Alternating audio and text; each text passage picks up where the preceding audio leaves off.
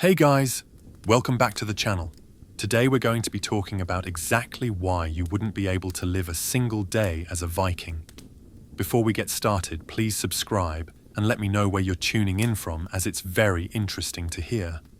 Now get under the covers, turn off the lights, and get ready for today's video. The first pale light of dawn seeps through the smoke hole in the roof above you, bringing with it the promise of another harsh day in the year 850.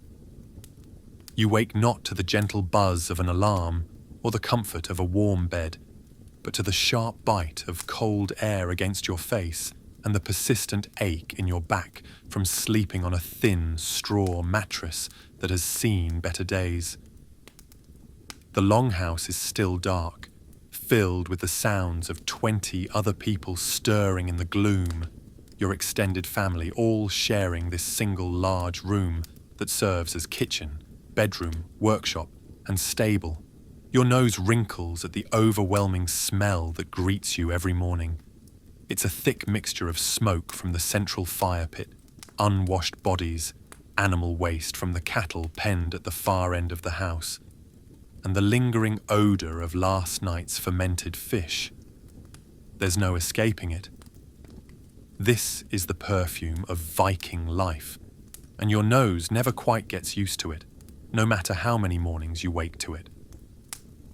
You push aside the rough woolen blanket, feeling the coarse fibers scratch against your skin. Your clothes, the same ones you've worn for the past week, are damp with sweat and the moisture that perpetually hangs in the air of the longhouse.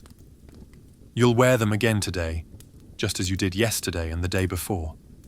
There's no closet full of clean clothes waiting for you, no washing machine to freshen them up. In fact, you might wear these same garments for months before they're washed.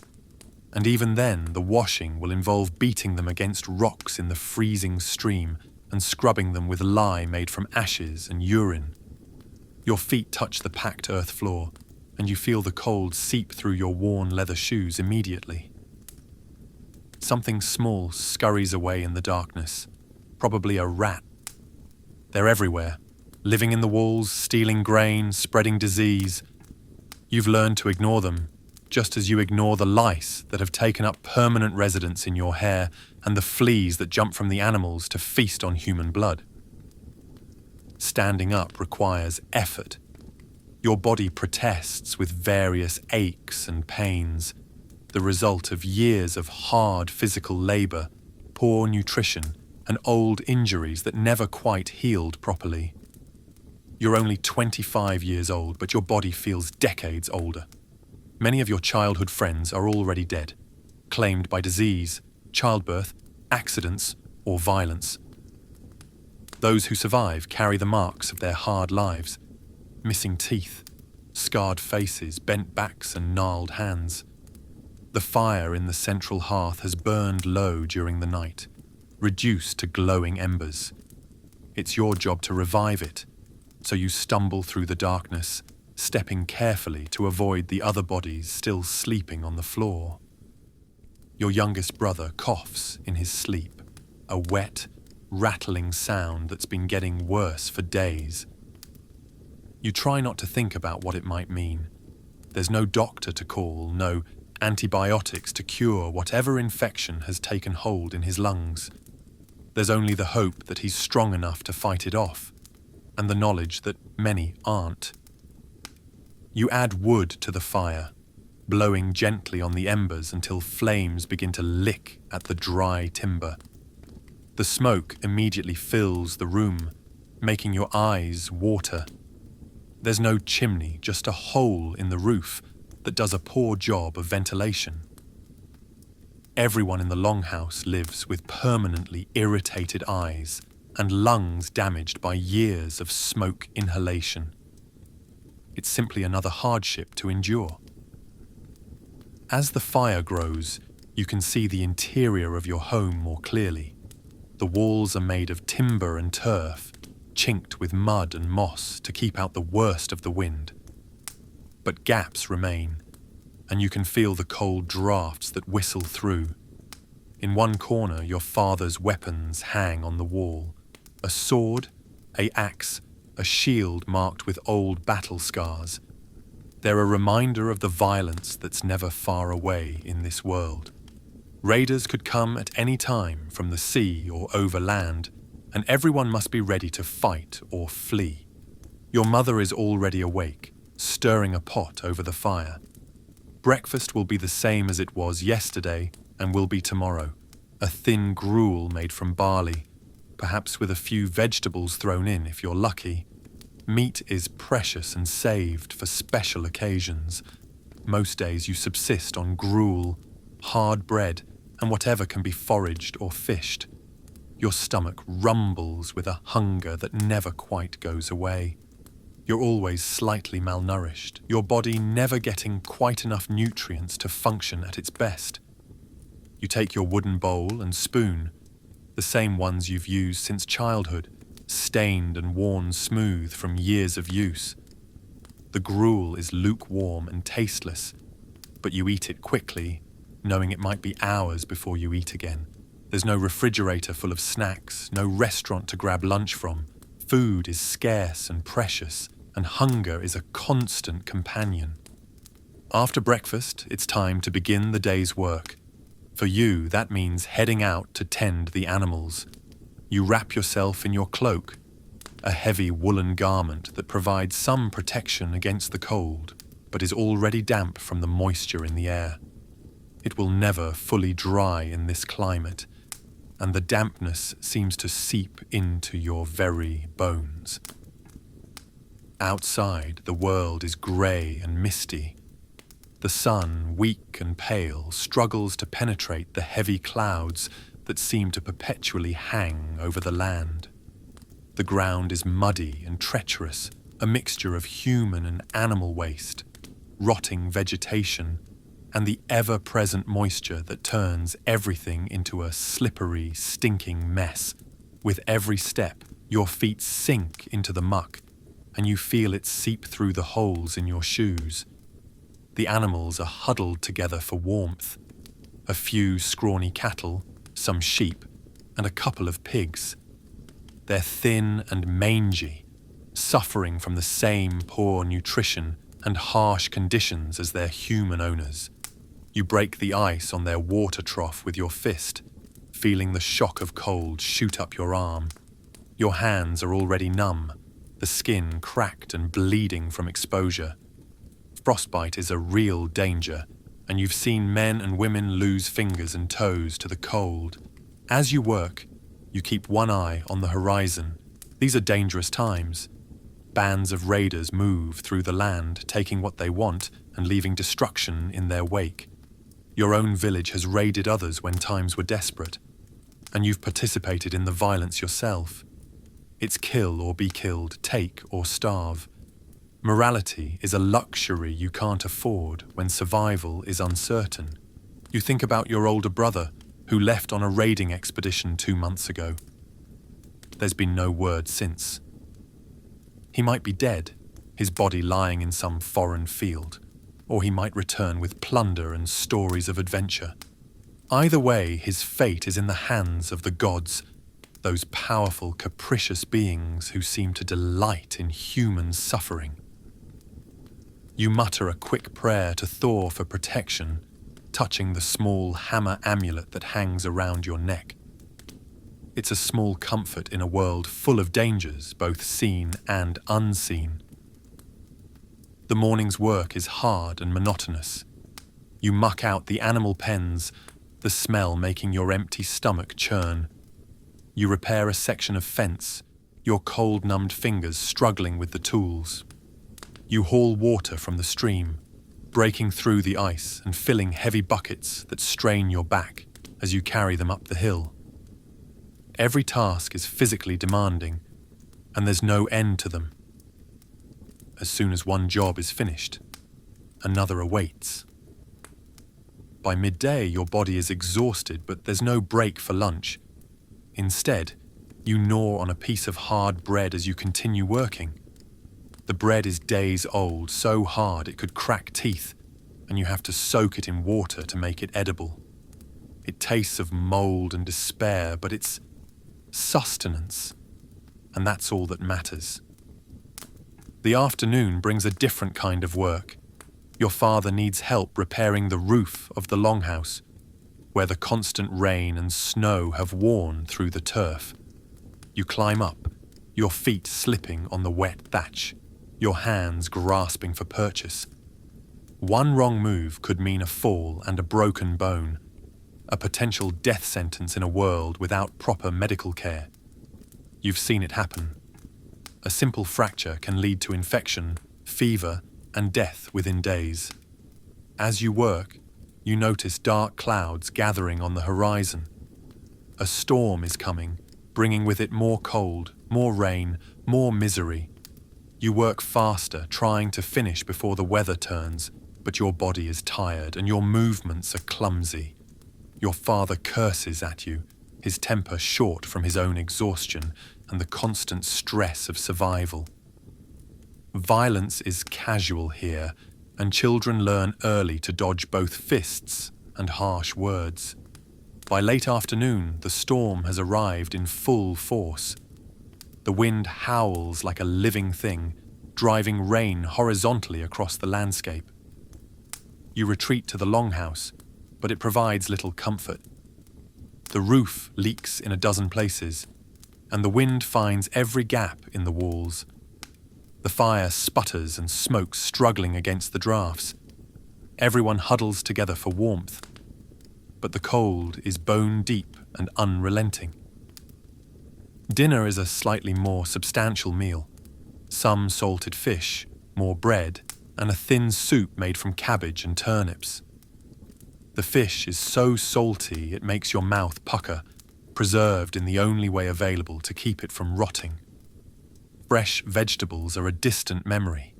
Everything has been pickled, dried, or salted to last through the winter months. Your body craves fresh food, vitamins, nutrients it's not getting. Your gums bleed when you chew, a sign of scurvy that affects almost everyone by winter's end. As darkness falls, which happens early in these northern latitudes, the longhouse becomes a den of activity. By the light of the fire and a few smoky oil lamps, people work on the endless tasks that keep the household running. Women spin wool into thread, their fingers working automatically even in the dim light. Men repair tools and weapons, the ring of hammer on metal adding to the cacophony of sounds. Children help where they can or huddle in corners, trying to stay out of the way of adult tempers made short by exhaustion and deprivation.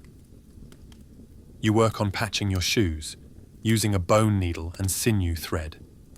The leather is worn thin, and you know the repair won't last long, but new shoes are a luxury you can't afford.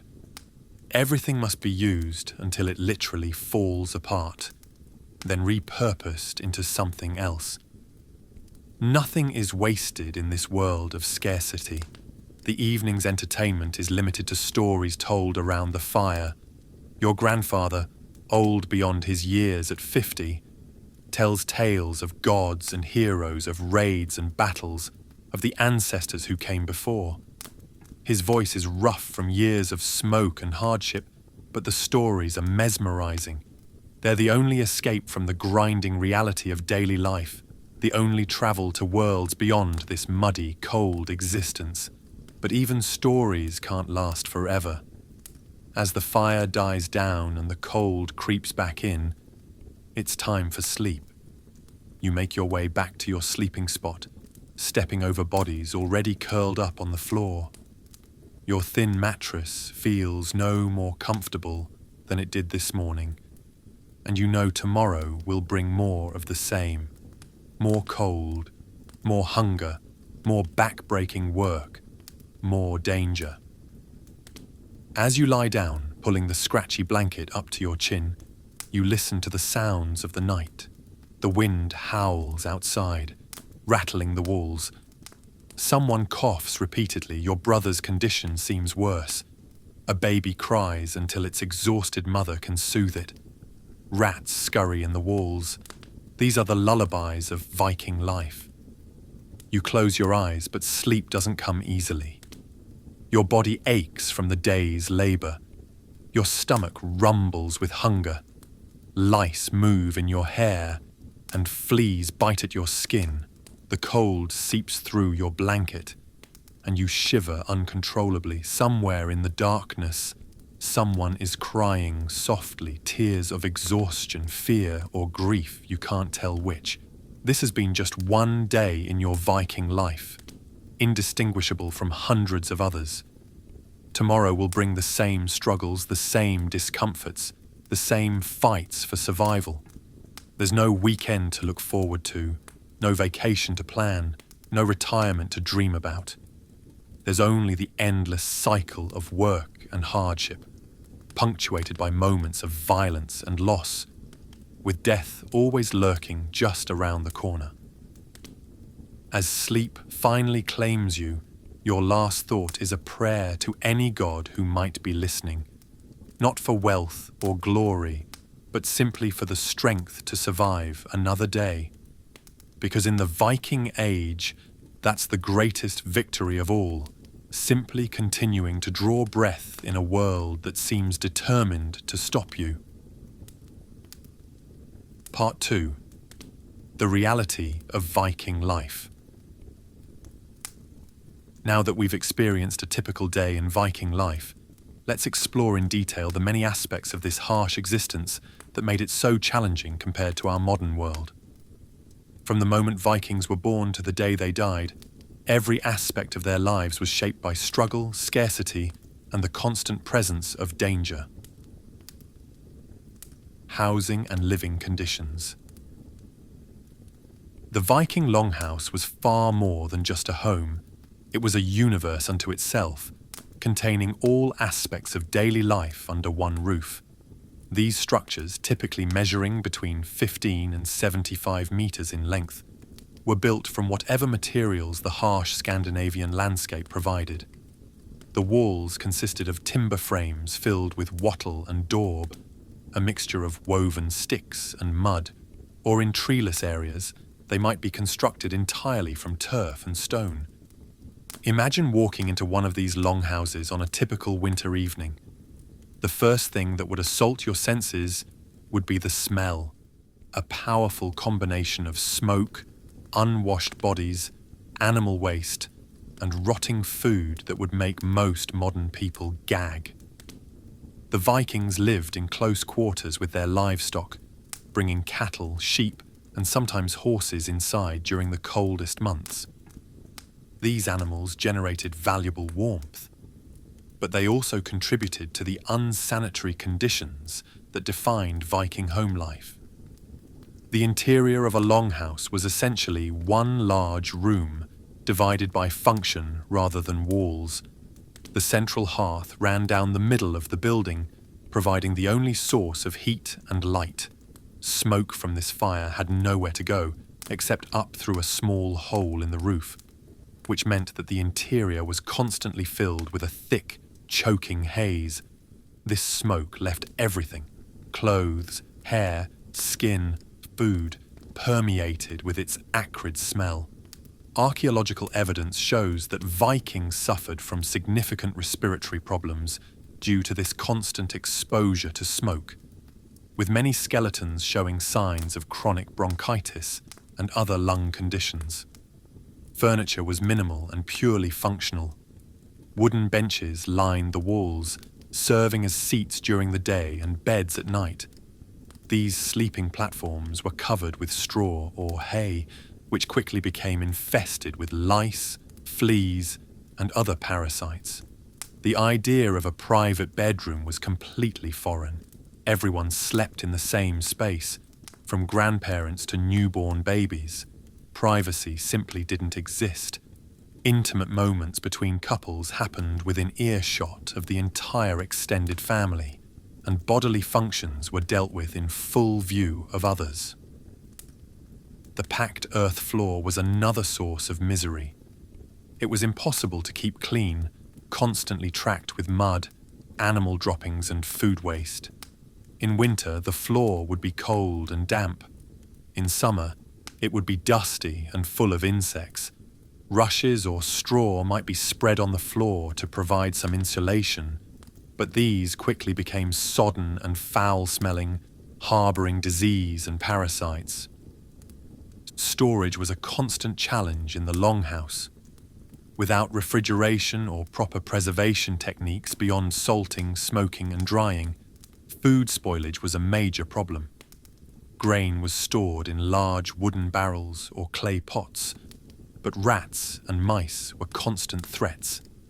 These rodents not only ate precious food supplies, but also spread diseases like bubonic plague. Though the Vikings didn't understand the connection between rats and disease, they certainly suffered from the consequences. The lack of windows meant that the interior was perpetually dark, lit only by the central fire and occasional oil lamps made from stone or clay.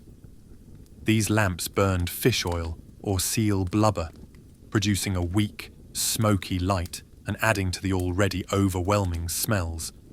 Working by such poor light strained the eyes and made detailed tasks like sewing or carving extremely difficult. Many Vikings suffered from eye problems as they aged, partly due to the constant smoke and poor lighting conditions. Water was a precious commodity that had to be hauled from wells, streams, or collected rainwater. There was no turning on a tap for a drink or a wash.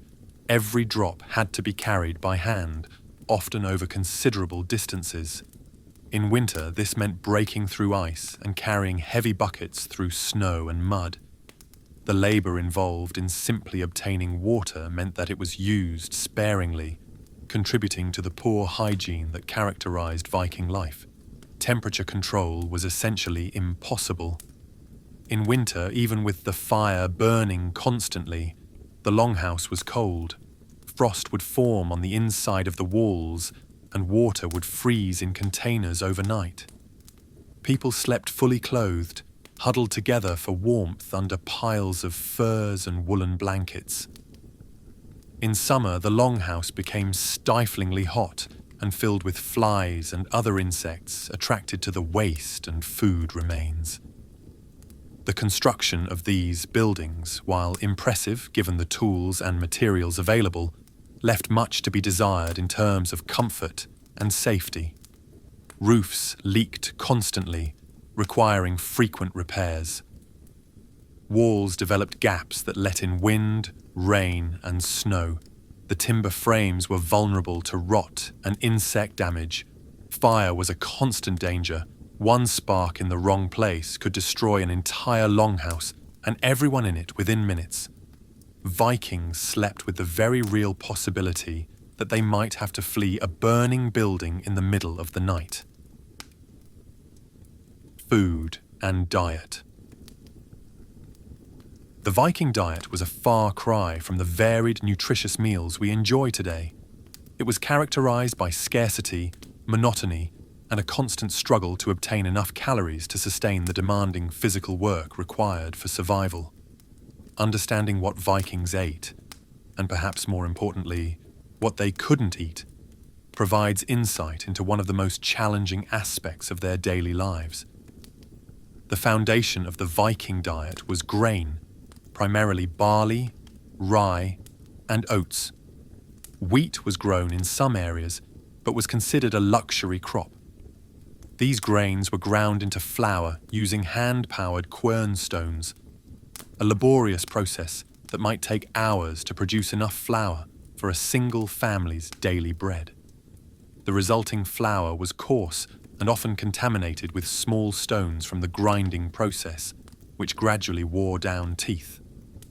Archaeological examinations of Viking skeletons show severe dental wear, with many individuals having ground their teeth down to the gums by middle age. Bread was a staple, but Viking bread bore little resemblance to the soft, fluffy loaves we enjoy today. It was dense, heavy, and often made with whatever grains were available, sometimes mixed with ground peas, beans, or even tree bark during times of scarcity. The bread was typically unleavened, baked into flat cakes on hot stones or in clay ovens. It would quickly become rock hard, requiring soaking in water, beer, or broth to make it edible. Porridge and gruel made from these same grains formed the bulk of most meals. Breakfast, lunch, and often dinner consisted of thin, watery porridge flavoured with whatever was available, a bit of butter if you were lucky, some wild herbs or perhaps some dried fish. This monotonous diet provided basic calories but was severely lacking in vitamins and minerals. Nutritional deficiency diseases were common, particularly in winter when fresh foods were unavailable. Meat was a luxury that most Vikings enjoyed only occasionally. While we might think of Vikings as great meat eaters, the reality was that livestock was too valuable to slaughter regularly. Animals provided milk, wool, eggs, and labour. Killing them for meat was only done when absolutely necessary or for special occasions. When meat was available, every part of the animal was used. Nothing was wasted. Blood was collected and made into blood pudding. Organs were eaten fresh or preserved. Bones were cracked for marrow and then boiled for soup. And even the hide, hooves, and horns found uses. The meat that Vikings did eat was often preserved through smoking, salting, or drying. Fresh meat was a rare treat. These preservation methods, while necessary, resulted in meat that was extremely salty and tough. Without refrigeration, meat would spoil quickly, so it had to be consumed fast or preserved immediately after slaughter. The high salt content of preserved meat contributed to health problems and increased thirst in a world where clean drinking water wasn't always available. Fish was more commonly available, especially for coastal communities, but even this came with challenges. Fresh fish spoiled rapidly, so most was preserved through drying, smoking, or salting. Dried cod, known as stockfish, became hard as wood and had to be beaten with hammers and soaked for days before it could be eaten. Fermented fish, a necessity for preservation, developed powerful odours that would be considered revolting by modern standards. Yet this was a crucial protein source that could last through long winters. Dairy products were important but came with their own risks. Without pasteurization, milk could harbour dangerous bacteria. It was often consumed as buttermilk, cheese, or skyr, a type of cultured dairy product similar to yogurt. These fermented products were safer than fresh milk but still carried risks. Cheese was made whenever there was excess milk, but without proper aging facilities, it often developed molds, some beneficial, others potentially harmful. Vikings had no way to distinguish between safe and dangerous molds, leading to frequent food poisoning. Vegetables in the Viking diet were limited to what could grow in the harsh northern climate. Cabbage, onions, peas, beans, and turnips were the most common. These were eaten fresh when available but had to be preserved for winter consumption. Preservation methods included fermentation, like sauerkraut, drying, or storage in root cellars. However, these storage methods were imperfect. Root vegetables would often rot, and fermented foods could go bad, leading to illness when consumed. Wild foods supplemented the diet when available. Berries, nuts, wild garlic, nettles, and various herbs were gathered in season. Mushrooms were collected but came with the constant risk of poisoning from misidentification. Honey was the only sweetener available and was highly prized. Sugar was completely unknown, which meant that the Viking diet was far less sweet than modern palates are accustomed to. The seasonal nature of food availability meant that Vikings experienced periods of relative abundance, followed by severe scarcity. Late summer and early fall might bring fresh vegetables, berries, and the occasional fresh meat from hunting. But by late winter, food stores would be running low, and people survived on increasingly meagre rations. spring was known as the starving time, when last year's stores were exhausted, but new crops hadn't yet matured. During these periods, Vikings might resort to eating tree bark, ground into flour, seaweed, and anything else that could provide calories. Cooking methods were primitive by modern standards. Most cooking was done over the open fire in the longhouse, using iron cauldrons suspended by chains. This meant that most meals were boiled. Soups, stews, and porridges dominated the menu. Roasting meat was possible but required constant attention to prevent burning. Without temperature control, cooking was an inexact science, and food was often either undercooked, risking illness, or overcooked, destroying what few nutrients remained. Food storage was a constant battle against spoilage.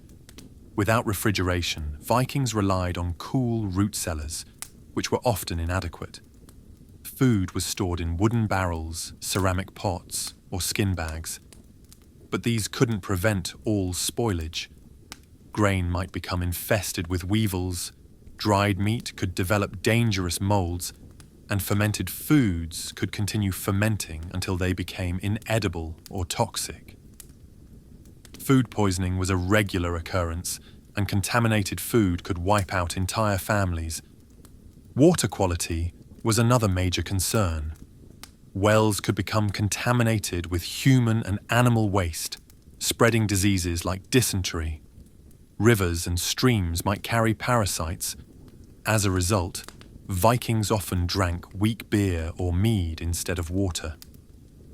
These alcoholic beverages were safer because the brewing process killed many pathogens, but they also meant that mild intoxication was a constant state for many Vikings. The social aspects of eating were different too. Meals were communal affairs, with everyone eating from shared dishes using their personal knife and wooden spoon. Forks were unknown. Hands were used frequently, spreading germs in an era before anyone understood disease transmission. Food was often scarce enough that strict hierarchies determined who ate first and who got the best portions. The head of household and important guests got the choicest bits, while children and slaves made do with whatever was left. Hygiene and health. Perhaps no aspect of Viking life would be more shocking to modern sensibilities than the state of personal hygiene and health. While Vikings were actually cleaner than many of their European contemporaries, they did bathe weekly and took pride in grooming their hair and beards. Their standards of cleanliness would horrify anyone accustomed to modern sanitation. Let's start with bathing. The weekly bath was indeed a ritual for Vikings, typically taking place on Saturdays, which they called washing day. But this bath was nothing like stepping into a hot shower or relaxing in a clean tub. Viking baths usually meant a communal experience in a bathhouse or sauna-like structure, where water was poured over hot stones to create steam. The same water might be used by multiple people, and soap was a harsh substance made from animal fat and ash that could irritate the skin. In winter, bathing might involve rolling in snow after the sauna, a practice that, while invigorating, offered little in terms of actual cleanliness. For most Vikings, daily hygiene was limited to perhaps splashing cold water on the face and hands. Toothbrushes didn't exist. Teeth were cleaned, if at all, by chewing on twigs or using primitive picks made from bone or wood. Without fluoride or proper dental care, tooth decay was rampant. By their 30s, many Vikings had lost multiple teeth, and painful abscesses were common. These dental infections could spread to the bloodstream, causing serious illness or death, a reminder that in the Viking Age, even a toothache could be a death sentence. Hair care was important to Vikings. They took pride in their appearance, and men often bleached their beards with lye to achieve a fashionable golden colour. But this same hair was a breeding ground for lice. Head lice and body lice were so common as to be universal. Archaeological digs have found Viking combs with lice and nits still attached. These parasites were more than just an irritation. They could spread diseases like typhus. Vikings would spend hours combing their hair and beards, trying to remove lice and their eggs. But it was a losing battle. Clothing presented another hygiene challenge. Most Vikings owned only a few sets of clothes, which were worn continuously for weeks or months at a time. Washing clothes was a major undertaking that involved beating them against rocks in cold streams and scrubbing with harsh lye soap. As a result, it was done infrequently. Undergarments, if worn at all, might go unwashed for entire seasons. The combination of sweat, dirt, and body oils created an ideal environment for bacteria and fungal infections. Skin conditions like scabies, ringworm, and various rashes were endemic. Toilet facilities were primitive at best. Some Viking settlements had communal latrines, basically holes in the ground surrounded by a wooden structure for minimal privacy. Others simply used the outdoors. Toilet paper didn't exist. Vikings used whatever was available: moss, leaves, or scraps of cloth. Hand washing after using the toilet was not a common practice, as the connection between hygiene and disease was not understood. This lack of sanitation meant that diseases spread rapidly through communities. For women, menstruation presented additional challenges. Without modern sanitary products, they relied on rags or moss that had to be washed and reused. These materials were often inadequate, leading to staining and odor. The taboos surrounding menstruation meant that women had to manage this natural process with little support or proper facilities. Infections were common, and the lack of proper hygiene during childbirth contributed to the high rates of maternal mortality. Medical knowledge in the Viking Age was a mixture of practical experience, superstition, and dangerous misconceptions. While Vikings had some understanding of wound treatment and bone setting, their medical practices were often as likely to harm as to heal. Wounds were treated with poultices made from herbs, honey, and sometimes more dubious ingredients like cow dung. While honey does have antibacterial properties, the other ingredients often introduced infections. Surgery was brutal and dangerous. Without anesthesia beyond perhaps strong alcohol or herbs that might dull pain slightly, operations were agonizing affairs. Patients were held down by strong men while the surgeon worked as quickly as possible. There was no understanding of sterile technique. The same knife used to cut meat at dinner might be used to lance an abscess. Wound infections were common and often fatal. The Vikings had no defense against epidemic diseases. Smallpox, plague, typhus, and other infectious diseases could sweep through communities, killing large percentages of the population. Without vaccines or antibiotics, without even basic understanding of how diseases spread, Vikings were helpless against these invisible killers. A single infected trader arriving from a distant port could bring death to an entire settlement. Parasites were a constant companion in Viking life. Besides the external parasites like lice and fleas, internal parasites were nearly universal.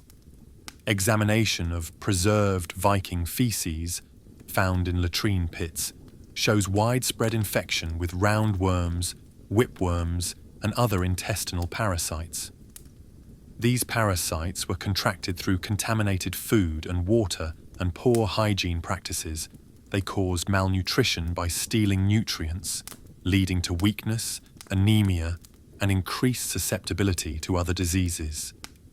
Injuries were common in the physically demanding Viking life, and without proper medical care, even minor wounds could become life-threatening.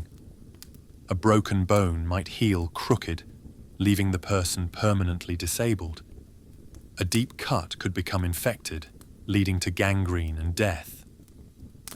Head injuries from falls, fights, or accidents often resulted in permanent brain damage.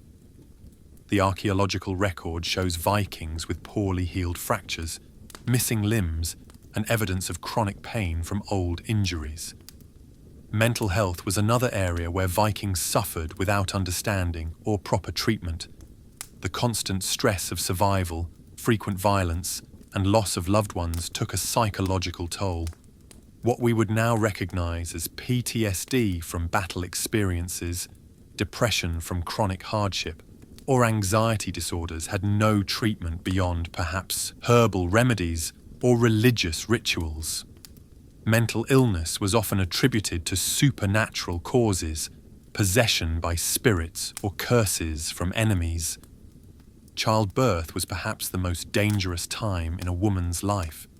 Without proper medical knowledge, sterile conditions, or ways to handle complications, maternal mortality was extremely high. It's estimated that 1 in 10 women died in childbirth or from complications shortly after. Infant mortality was even higher, with perhaps half of all children dying before their 5th birthday from disease, accidents, or malnutrition. The Viking approach to illness often made things worse. Bloodletting was a common treatment for many ailments, weakening already sick patients. Trepanation, drilling holes in the skull, was practiced for head injuries and mysterious illnesses, with predictably poor outcomes. Prayers, amulets, and sacrifices to the gods were as likely to be prescribed as any physical treatment. Even something as simple as vision problems had no solution. No eyeglasses existed, so Vikings with poor eyesight simply had to manage as best they could. This made detailed work difficult and dangerous activities like sailing or fighting even more hazardous. Age-related vision loss meant that older Vikings often became increasingly dependent on others for survival.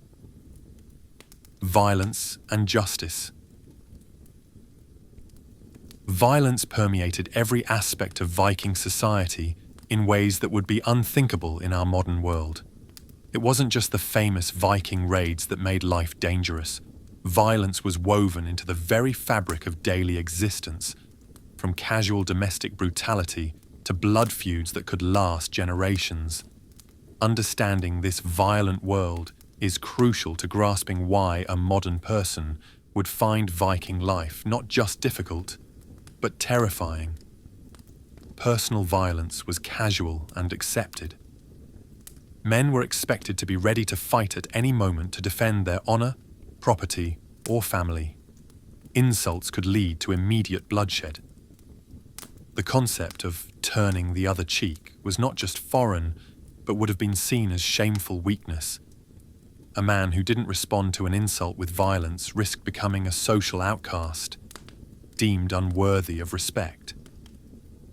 This meant that Vikings lived in a constant state of potential violence, where a wrong word at a feast could lead to swords being drawn.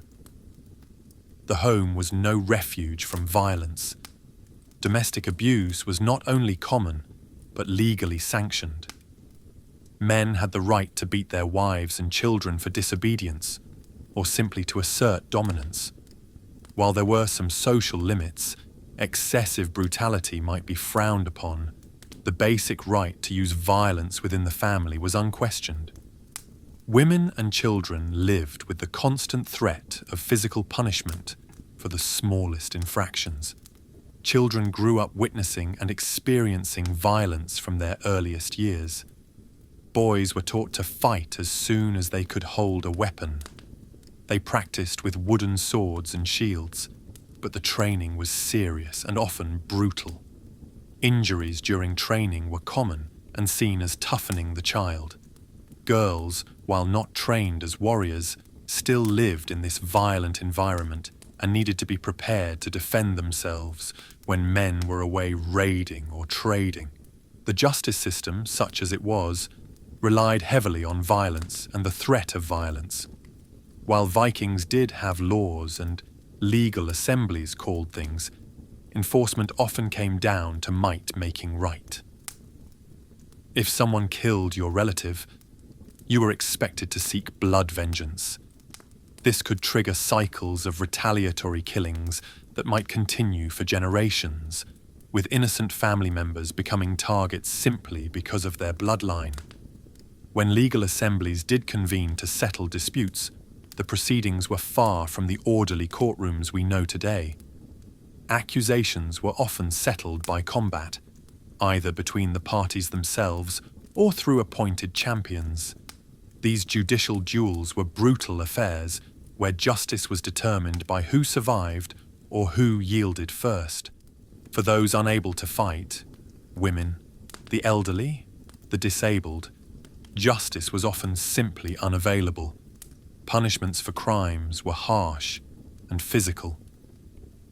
Outlawry, being declared outside the protection of the law, was a common sentence that essentially made someone fair game for killing. Other punishments included mutilation, cutting off hands, noses, or ears, branding, and various forms of execution. There were no prisons as we understand them. Punishment was immediate and brutal. Slavery added another layer of violence to Viking society. Slaves or thralls had no rights and could be beaten, killed, or sexually abused at their owner's whim. They were property, and their lives had value only in terms of the work they could perform. The casual brutality inflicted on slaves served as a constant reminder to everyone of what could happen if you lost your freedom through debt, capture, or misfortune. Raids and warfare were regular occurrences, not just for Vikings going abroad, but for communities defending against other Viking groups. The image of Vikings always raiding outward is incomplete. They spent just as much time fighting each other. A successful harvest might attract raiders. Wealthy traders needed constant guards. Coastal communities lived in fear of longships appearing on the horizon, bringing death and destruction. The violence of raids was extreme. Modern warfare, for all its horrors, generally follows certain rules and conventions. Viking raids followed no such restrictions. Monasteries were favourite targets not just for their wealth, but because monks couldn't fight back effectively. Women and children were captured as slaves. The elderly and infirm, having no value as slaves, were often killed outright. Buildings were burned, crops destroyed, and livestock slaughtered or stolen. For those participating in raids, violence was both a means to wealth and a path to honour. Young men were expected to prove themselves through violence. The concept of dying gloriously in battle to earn a place in Valhalla meant that Vikings often fought with a reckless disregard for their own lives. This made them terrifying opponents, but also meant that casualty rates in Viking warfare were extremely high. The weapons of the Viking Age made violence particularly brutal. Swords, axes, and spears caused horrific injuries. Without modern medical care, even survivors of battles often died later from infected wounds. Head injuries from axes and swords left men with exposed brains. Limbs were severed. Bellies were opened, spilling intestines. The battlefield was a place of unimaginable horror that left survivors traumatized, though they had no concept of PTSD or any way to treat it beyond more violence. Even religious practices involved violence. Animal sacrifices were common, and there's evidence that human sacrifice occurred as well, particularly of slaves. The blood of sacrificed animals was considered sacred and was sprinkled on participants in religious ceremonies. The gods themselves were violent. Thor with his hammer, Odin with his spear, the constant battles of Valhalla. Violence wasn't just a part of life, it was woven into the very cosmos as Vikings understood it. The psychological toll of living with constant violence cannot be overstated. Vikings lived with what we would now recognize as chronic stress and trauma. Death could come at any moment, from raiders, from feuds, from your own family, from judicial combat, from angry neighbors. This constant threat shaped personality and culture, creating a society where paranoia was sensible and trust was limited to the smallest circle of close family. Women, while sometimes portrayed as having more rights in Viking society than in other contemporary cultures, still lived with the constant threat of violence. They could be beaten by husbands, raped by raiders, enslaved if their community was defeated. While some women achieved positions of respect and even power, they did so in a world where violence against women was normalized and legal. The violence extended to entertainment. Vikings enjoyed watching brutal sports and contests. Stories and poems celebrated violence in graphic detail. The sagas that survive from this period are filled with descriptions of killings, maimings, and brutality that were clearly meant to entertain. Violence wasn't something to be avoided or minimized. It was celebrated, honored, and sought out. Even economic transactions could turn violent. Without strong central authorities to enforce contracts, disputes over trades, debts, or property often ended in bloodshed. Markets and trading posts needed armed guards. Merchants traveled in groups for protection. The simple act of buying or selling goods carried the risk of violence if negotiations went wrong. This pervasive violence shaped Viking architecture and settlement patterns. Farms were built with defense in mind. Weapons were kept close at hand. Communities developed warning systems for approaching raiders. Children were taught to hide at the first sign of danger. The longhouse itself, with its single large room, made it easier to defend against intruders, but also meant there was nowhere to escape if attackers got inside. Religion and superstition. The spiritual world of the Vikings was as harsh and unforgiving as their physical existence. Their religious beliefs and superstitions shaped every aspect of daily life, from the moment they woke until they closed their eyes at night, creating an additional layer of fear and uncertainty in an already dangerous world. Unlike modern religions that often emphasize comfort, forgiveness, and personal salvation, Norse paganism reflected the brutal realities of Viking life. The Norse pantheon was populated by gods who were far from benevolent protectors. These deities were powerful but flawed beings who could be petty, cruel, and indifferent to human suffering. Odin, the All-Father, was as likely to betray his followers as help them. He was known for promising victory to warriors and then ensuring their deaths to stock his army for Ragnarok. Thor, while a defender against giants and monsters, had a violent temper and could lash out unpredictably. The gods demanded constant appeasement through sacrifices and rituals, but even then, their favor was never guaranteed. Every natural phenomenon was attributed to supernatural forces. Thunder wasn't just a weather event. It was Thor riding his chariot across the sky. A sudden illness wasn't caused by germs or viruses. It was the result of a curse, an angry spirit, or the displeasure of the gods. This meant that Vikings lived in a world where invisible forces constantly threatened them, and where any misfortune might be interpreted as supernatural punishment or attack. The practice of religion required significant resources that Vikings could ill afford to spare. Animal sacrifices were common, meaning valuable livestock had to be killed to appease the gods. In times of extreme crisis, archaeological evidence suggests that human sacrifices occurred, typically using slaves or prisoners of war. The blood from these sacrifices was considered sacred and was collected in special bowls to be sprinkled on altars, participants, and even the walls of buildings. Religious festivals, while providing some respite from daily toil, were also times of obligation and potential danger. The great seasonal blots, sacrificial feasts, required communities to contribute animals, food, and drink that might otherwise sustain families through hard times. Refusing to participate or failing to contribute adequately could result in social ostracism or worse. These festivals often involved excessive drinking, which frequently led to violence as old grudges surfaced and inhibitions disappeared. The concept of fate, or wyrd, dominated Viking thinking in ways that would seem fatalistic to modern minds.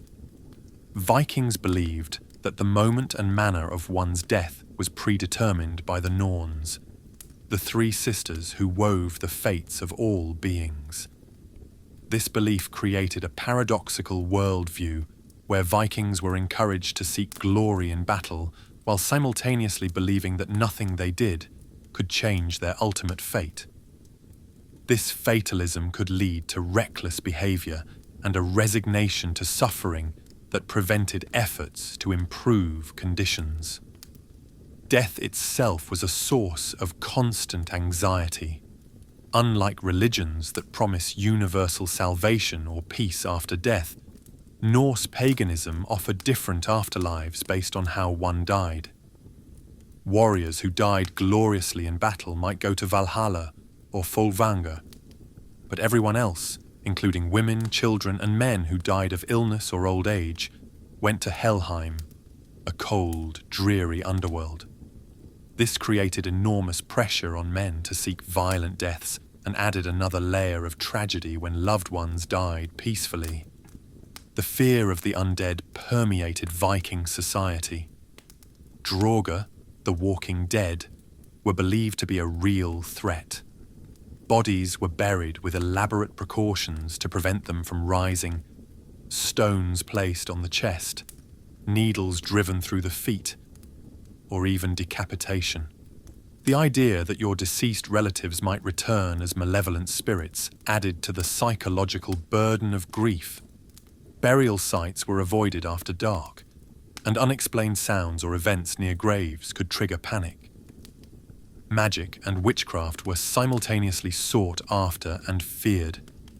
Cedar, a form of Norse magic, was considered powerful but deeply unnatural, particularly when practiced by men. Those suspected of using harmful magic could be outlawed or killed. Yet people regularly sought out practitioners for healing, divination, or cursing enemies. This created a dangerous dynamic where the same person might be valued for their abilities one day and murdered for them the next. Omens and portents governed daily decisions in ways that often proved harmful. The flight patterns of birds, the shapes of clouds, dreams, and countless other signs were interpreted as messages from the gods or fate.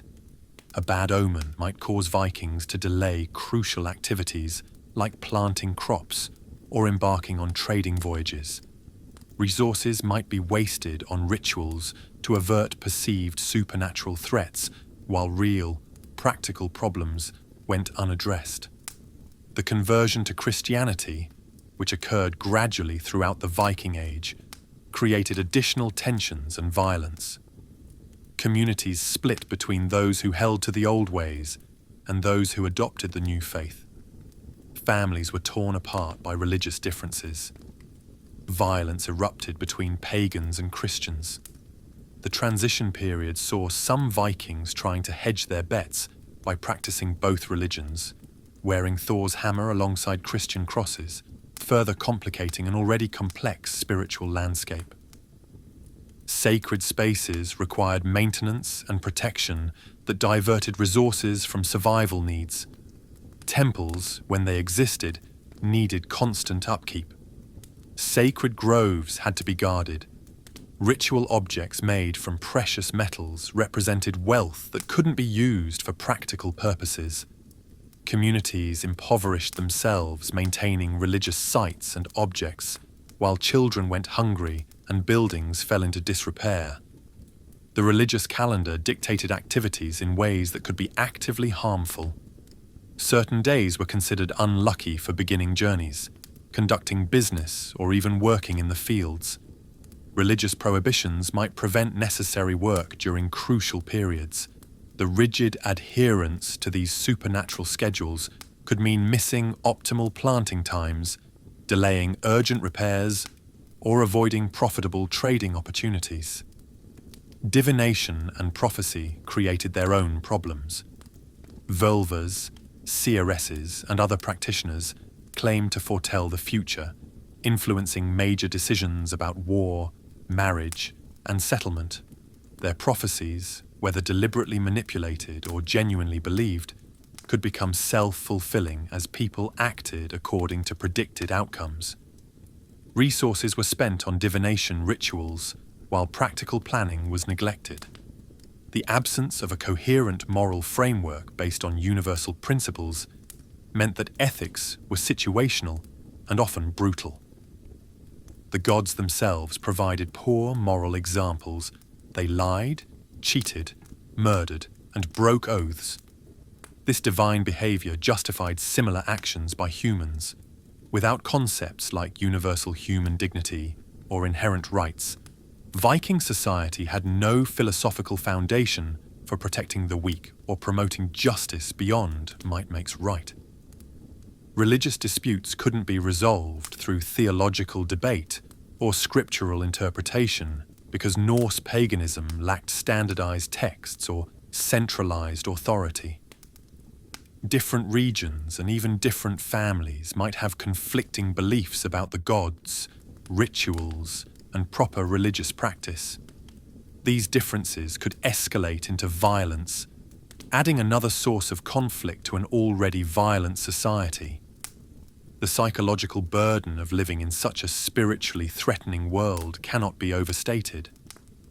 Modern people dealing with anxiety might seek therapy or medication. Vikings facing similar feelings had only rituals, sacrifices, and amulets that provided no real relief. The constant fear of supernatural attack, divine displeasure, or fate's cruel turns created chronic stress that manifested in physical ailments and shortened lives. Work and labour. The work in life of a Viking was relentless, physically devastating, and began in early childhood. There was no concept of work-life balance, retirement, or even regular rest days. From the moment children could walk steadily, they were put to work, and this labour continued until injury, illness, or death finally ended it. The sheer physical demands of Viking Age work would break most modern bodies within weeks. Agricultural work formed the backbone of Viking society, and it was backbreaking in the most literal sense. Without modern machinery, every task required human or animal muscle power. Ploughing meant walking miles behind an ARD, a primitive plough pulled by oxen, wrestling it through rocky, often frozen soil. The ard merely scratched furrows rather than turning the soil, meaning fields had to be cross-ploughed multiple times. A single field might take days to prepare, with the farmer fighting the plough every step of the way. Sowing seeds was done by hand, broadcasting them across the prepared ground in a technique that wasted much of the precious seed grain. Workers would spend hours bent over, backs screaming in protest, as they covered seeds with soil using hand tools. Weeding required crawling through fields on hands and knees, pulling out competing plants one by one. During harvest, grain was cut with sickles, a tortuously slow process that required maintaining a bent posture for hours while making thousands of repetitive cutting motions. The harvested grain then had to be threshed, beaten with flails to separate the seeds from the stalks. This was typically done on a hard surface, with workers swinging the flails overhead and bringing them down repeatedly. The dust and chaff filled the air, coating lungs and causing respiratory problems. After threshing came winnowing, tossing the grain into the air on a windy day so the chaff would blow away. This process had to be repeated multiple times and could only be done in the right weather conditions. Animal husbandry brought its own challenges. Cattle, sheep, and pigs required constant attention. In winter, fodder had to be cut and carried to the animals daily. This meant venturing out in blizzards and sub-zero temperatures, breaking ice on water troughs and hauling heavy loads of hay. Mucking out animal pens was a daily task that involved shoveling tons of manure, work that was not only exhausting but exposed workers to dangerous bacteria and parasites. Milking was done by hand, crouched on a low stool in often filthy conditions. Cows could kick, potentially breaking bones or causing serious injuries. The milk then had to be processed quickly before it spoiled, churned into butter or made into cheese through laborious processes that required precise timing and constant physical effort. A kicked-over milk pail represented not just spilled milk, but hours of wasted labour. Construction work in the Viking Age was dangerous and exhausting. Building a longhouse required felling trees with axes, not chainsaws, then dragging the massive logs to the building site. Without cranes or power tools, every beam had to be lifted by human strength. Workers balanced on high rafters without safety equipment, where a single slip meant death or permanent disability. Thatching roofs involved hauling bundles of straw or reeds up ladders and working in precarious positions for hours. Crafts work, while perhaps less physically demanding than farming, brought its own challenges. Blacksmiths worked in smoky, poorly ventilated forges, inhaling toxic fumes while hammering red-hot metal. The repetitive motion caused severe joint problems, and burns were constant occupational hazards. Weavers sat at looms for hours, developing curved spines and damaged eyesight from working in dim light. Potters developed lung problems from clay dust and lead poisoning from glazes. Women's work was no less demanding. Grinding grain with hand querns took hours of repetitive circular motion that destroyed shoulder and elbow joints. Spinning thread required constant hand movement that led to severe arthritis. Cooking over open fires meant constant exposure to smoke and the risk of severe burns. Laundry involved hauling water, heating it, scrubbing clothes against rocks, and wringing them out by hand, all in freezing conditions for much of the year. Food preservation required intense seasonal labour. When animals were slaughtered in fall, the entire household worked frantically to process the meat before it spoiled. This meant cutting, salting, smoking, and storing hundreds of pounds of meat in a matter of days. Fish had to be cleaned, split, and dried on massive racks. Vegetables needed to be processed for storage. Cabbage fermented into sauerkraut, turnips stored in root cellars, herbs dried and preserved. The fishing industry subjected workers to some of the harshest conditions imaginable. Viking Age fishing meant venturing into the North Atlantic in small, open boats. Fishermen worked with frozen hands, hauling in nets or lines while waves crashed over them. Many were swept overboard and drowned. Those who survived often suffered from chronic pain due to the constant cold and wet conditions. Processing the catch on shore was equally demanding, gutting, cleaning, and preserving thousands of fish. Trading expeditions, while potentially profitable, involved months of dangerous travel.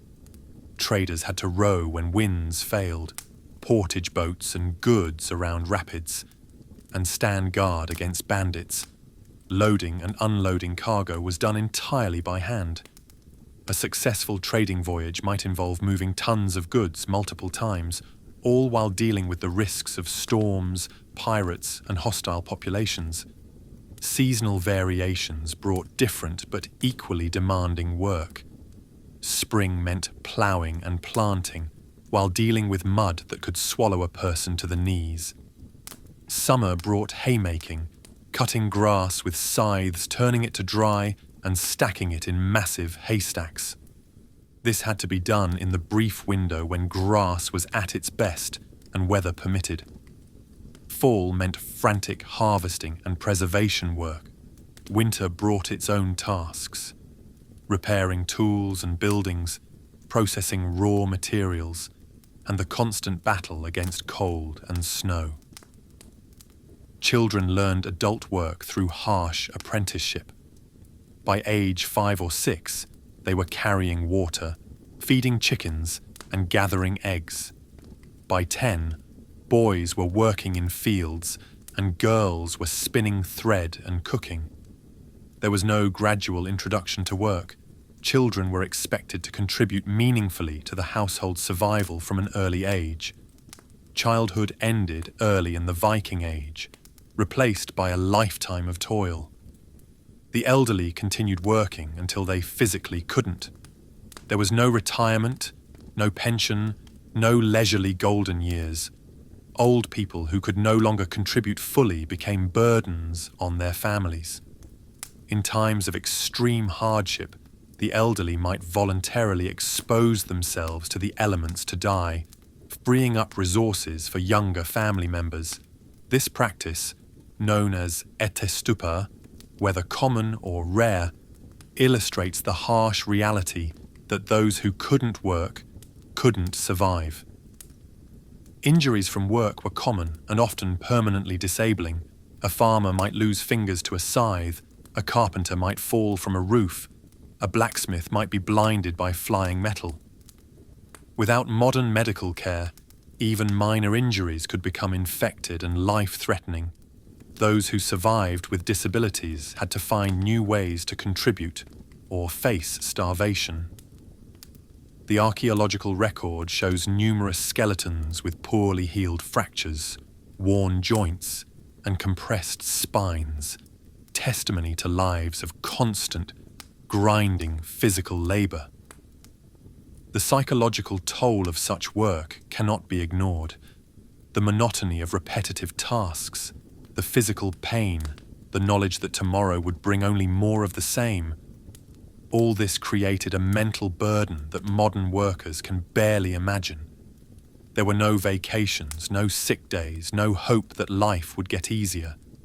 The best one could hope for was to survive another day, another season, another year of back-breaking toil. Childhood and education. Childhood in the Viking Age was brief, harsh, and dangerous. The modern concept of childhood as a protected time of learning and play simply didn't exist. From the moment they could walk, Viking children entered a world that viewed them primarily as small workers and future adults, not as individuals deserving of special protection or nurturing. The brutal realities of their upbringing would horrify modern parents and child development experts. Infant mortality was staggering. Perhaps half of all children died before reaching their 5th birthday, succumbing to disease, accidents, malnutrition, or exposure. Parents couldn't afford to become too attached to infants, as death could claim them at any moment. This created an emotional distance that we would consider cold and harmful, but which was necessary for psychological survival in a world where losing multiple children was normal. Newborns faced immediate challenges. Without modern medical knowledge, many babies died during or shortly after birth from complications that would be easily treatable today. Those who survived entered a world without baby formula, pediatric medicine, or even basic understanding of infant nutrition. Mothers who couldn't produce enough milk might try animal milk, which often caused fatal digestive problems, or rely on wet nurses if they could afford them. Many infants simply starved. The practice of infant exposure was a grim reality. In times of extreme hardship, or if a baby was born with obvious disabilities, parents might leave the infant outside to die. This wasn't done lightly. It was a desperate measure in a world where another mouth to feed could mean starvation for the entire family. The decision haunted parents, but survival often required such horrific choices. For children who survived infancy, early childhood was marked by neglect that would constitute criminal abuse today. Toddlers were often left to their own devices while adults worked. They might be watched by slightly older siblings who were barely capable of caring for themselves. Accidents were common. Children fell into fires, drowned in streams, were kicked by animals, or wandered off and froze to death. The longhouse itself was full of dangers. Open fires, sharp tools, aggressive animals, and toxic substances. Education, as we understand it, was virtually non-existent. There were no schools, no curriculum, no teachers dedicated to child development. Children learned by observation and harsh experience. A mistake while learning could result in serious injury or death. A child learning to handle an axe might lose fingers. One learning to manage horses might be kicked or trampled. There was no margin for error and no safety equipment. Boys began weapon training as young as 5 or 6. They practiced with wooden swords and shields, but the training was serious preparation for a violent life. Older boys and men didn't go easy on children during practice. Bruises, cuts, and broken bones were common. The goal was to prepare them for real combat, where mercy wouldn't exist. This constant violence shaped their personalities, normalizing aggression and brutality. Girls faced their own challenges. They were taught domestic skills through relentless practice. A 6-year-old might spend hours spinning thread until her fingers bled. Cooking lessons involved working near open fires where burns were inevitable. They learned to process food, manage households, and care for younger siblings, all while being subjected to the same casual violence as boys. The idea that girls should be protected or treated gently was foreign to Viking culture. Discipline was harsh and physical. Children were beaten for disobedience, mistakes, or simply because adults were frustrated. There was no concept of positive reinforcement or child psychology. Fear was the primary motivator. Children learned early to avoid attracting attention, to work without complaint, and to endure pain silently. Those who couldn't adapt to this harsh regime might not survive to adulthood. Play, when it occurred, often mimicked adult activities and violence. Boys played at raiding and fighting. Girls played at household management. Toys were simple and few, perhaps a wooden sword, a cloth doll, or knucklebones for games. Most play occurred during brief breaks in work and often involved younger children imitating the labor they saw adults performing. Even games often had violent themes or involved physical risk. Formal learning was reserved for the elite few. Most Viking children never learned to read or write. Runes existed, but literacy was rare and primarily used for short inscriptions rather than extensive texts. Knowledge was passed down orally, through stories and demonstrations. This meant that children's education was limited to what their immediate family knew. A farmer's son learned farming, a blacksmith's son learned smithing. There was little opportunity for social mobility or pursuing different interests. Religious education consisted of hearing stories of gods and heroes, learning proper ritual behavior, and understanding the complex web of superstitions that governed daily life.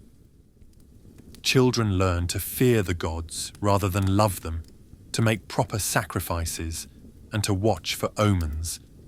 They were taught that the world was full of invisible dangers, spirits, curses, and angry deities, adding psychological terror to their already difficult lives. Coming of age happened early by modern standards. Girls might be considered ready for marriage by 12 or 13. Boys became men in their early teens. There was no gradual transition to adulthood. Children were expected to take on adult responsibilities as soon as they were physically capable. A 13-year-old boy might join a raiding party. A 12-year-old girl might be managing a household and pregnant with her first child. The psychological impact of Viking childhood was profound. Children grew up witnessing extreme violence, experiencing constant hunger, and living with the knowledge that death could come at any moment. They saw siblings die, parents kill and be killed, and learned that showing weakness could be fatal. This created adults who were hard, violent, and emotionally closed, traits necessary for survival but devastating for human happiness and development. Healthcare for children was essentially non-existent. Childhood diseases that we prevent with vaccines, measles, mumps, whooping cough, regularly killed or permanently disabled Viking children. Malnutrition was endemic, leading to stunted growth and developmental problems. Parasites were universal. Dental problems began early and only worsened with age. A child with a serious illness or injury was likely to die, and parents could do little but watch and pray to indifferent gods. Children with disabilities faced particularly grim prospects. Physical disabilities might mean death through exposure as infants, or a life of marginalization if they survived. Mental disabilities were completely misunderstood, often attributed to curses or evil spirits. These children might be abandoned, abused, or killed. Even minor learning differences or developmental delays could mark a child as worthless in a society that valued only physical strength and practical skills. The few children who received any formal education were typically those destined for specialized roles. Future skalds, poets, might learn the complex meters and vast store of oral tradition. Children of wealthy merchants might learn basic arithmetic and trading skills, but this education was still harsh, involving rote memorization enforced through physical punishment. Creativity and critical thinking were not valued. Conformity and practical skills were what mattered. Orphans faced especially dire circumstances. Without extended family to take them in, orphaned children might become slaves or simply starve. There were no orphanages, no social services, no safety net for children who lost their parents. They might beg, steal, or sell themselves into slavery simply to survive. Many didn't survive at all, dying unmourned and unremembered in a society that had no resources to spare for charity. Slavery and social hierarchy. The institution of slavery was fundamental to Viking society, creating a brutal system of exploitation that touched every aspect of life. Unlike the sometimes romanticized view of Viking culture, the reality of their slave system was one of unrelenting cruelty, dehumanization, and suffering. To understand Viking society, we must confront the horrific reality that perhaps 25% or more of the population lived in bondage, with no rights, no hope, and no future beyond servitude and misery. Slaves, known as thralls, could be acquired through various means, each more traumatic than the last. Many were captured during raids, torn from their homes, separated from families, and forced into a life of bondage in a foreign land. Others were born into slavery, condemned from birth to a life of servitude. Some became slaves through debt or as punishment for crimes. A few even sold themselves into slavery during times of extreme hardship, choosing bondage over starvation. The slave trade was a major economic driver for Viking society. Raids weren't just about quick plunder, They were shopping trips for human merchandise. Slavers evaluated captives like livestock, checking teeth, muscles, and overall health. Young women were particularly valued for their reproductive potential and sexual exploitation. Strong men were prized for heavy labor. Children were taken because they could be more easily broken and trained. The elderly and infirm were often killed on the spot, as they had no value in the slave market. The journey from freedom to slavery was traumatic beyond modern comprehension. Captives were bound, often branded or marked, and forced to march or sail to slave markets. Many died during transport from exposure, starvation, or abuse. Those who survived arrived at markets where they were stripped naked, examined intimately by potential buyers, and sold like animals. Families were deliberately separated to break emotional bonds and prevent organized resistance.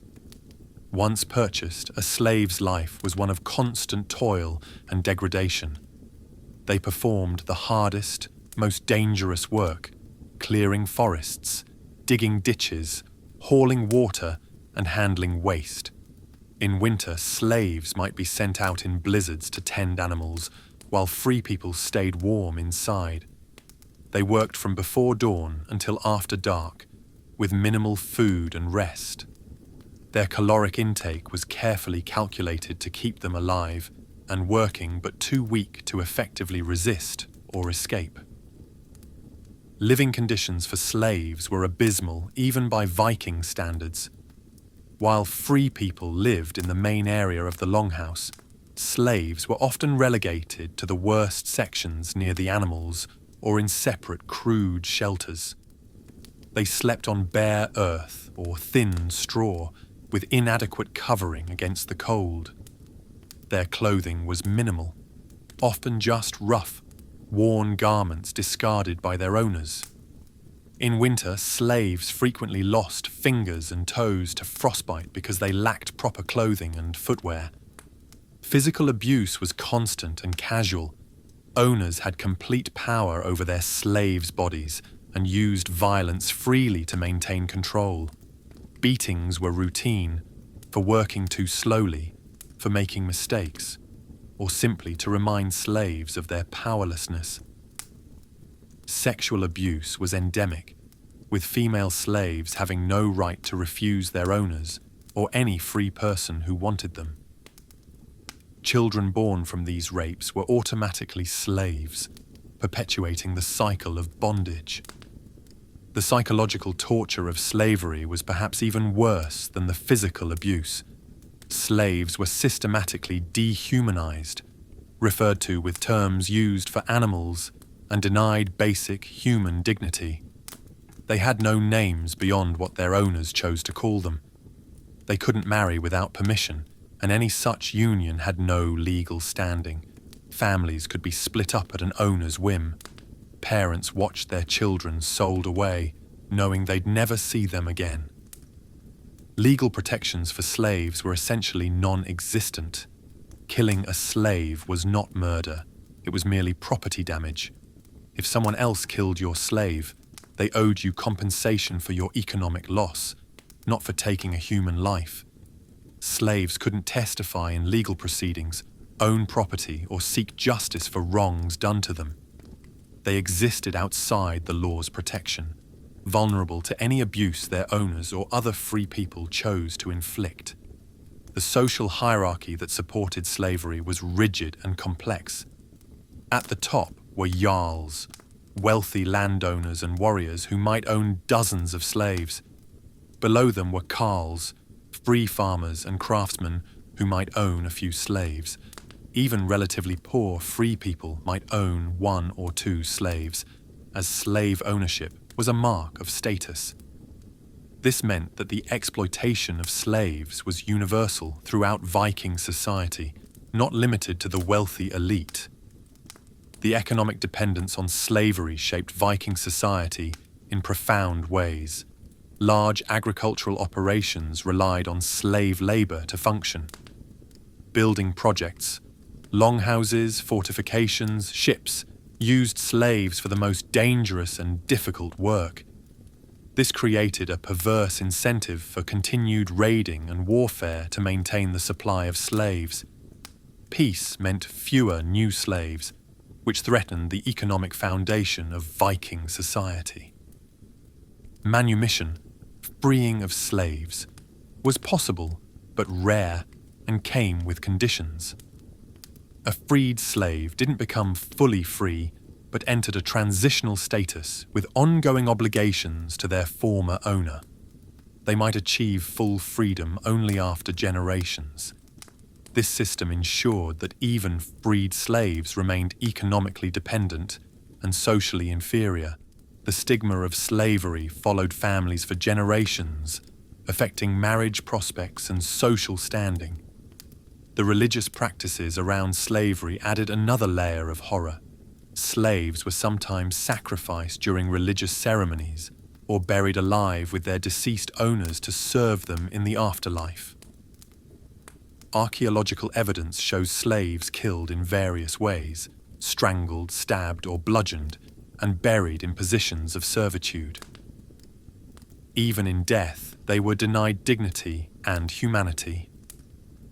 Resistance and rebellion, while dangerous, did occur. Slaves might work slowly, sabotage equipment, or try to escape. But the consequences of resistance were severe. Runaway slaves faced torture and death if recaptured. Even successful escape was difficult. Where could they go in a world where every society practiced slavery and strangers were viewed with suspicion? Some slaves resorted to suicide as the only escape from their misery. The impact of slavery on Viking culture was corrosive. It created a society where brutality was normalized, where human suffering was ignored, and where economic prosperity depended on exploitation. Children grew up seeing humans treated as property, learning that power and violence determined a person's worth. This shaped a worldview where empathy was weakness and cruelty was strength. For female slaves, the burden was particularly heavy. Beyond the physical labor required of all slaves, they faced constant sexual exploitation. They might bear children to their owners, children who would also be slaves, creating complex emotional situations where mothers were forced to raise their own children in bondage. The lack of any protection from sexual violence meant living in constant fear and degradation. The intersection of slavery with other aspects of Viking life created additional horrors. Slave women might be forced to serve as wet nurses, feeding their owners' children while their own went hungry. Slaves with special skills, smithing, weaving, or other crafts might be worked even harder to maximize their economic value. Elderly slaves no longer able to work effectively might be killed or left to starve as they no longer justified the cost of feeding them. Trade and economy. The Viking economy, while often portrayed through the lens of exotic trade goods and far-flung commercial networks, was in reality a harsh system characterized by scarcity, risk, and exploitation. For the average Viking, economic life meant constant struggle, where a failed harvest or lost trading venture could mean starvation. Understanding the true nature of Viking commerce and economy reveals another layer of hardship in their challenging existence. The foundation of the Viking economy was subsistence agriculture, which meant most people produced barely enough to survive. There was little surplus for trade or saving. A bad harvest meant immediate crisis. Without modern banking, insurance, or government safety nets, economic security was non-existent. Families lived one disaster away from destitution, slavery, or death. The margin between survival and catastrophe was razor-thin. Local trade was conducted through barter more often than currency. A farmer might trade grain for iron tools or livestock for cloth. This system was inefficient and often unfair. Without standardized values or regulated markets, the strong exploited the weak.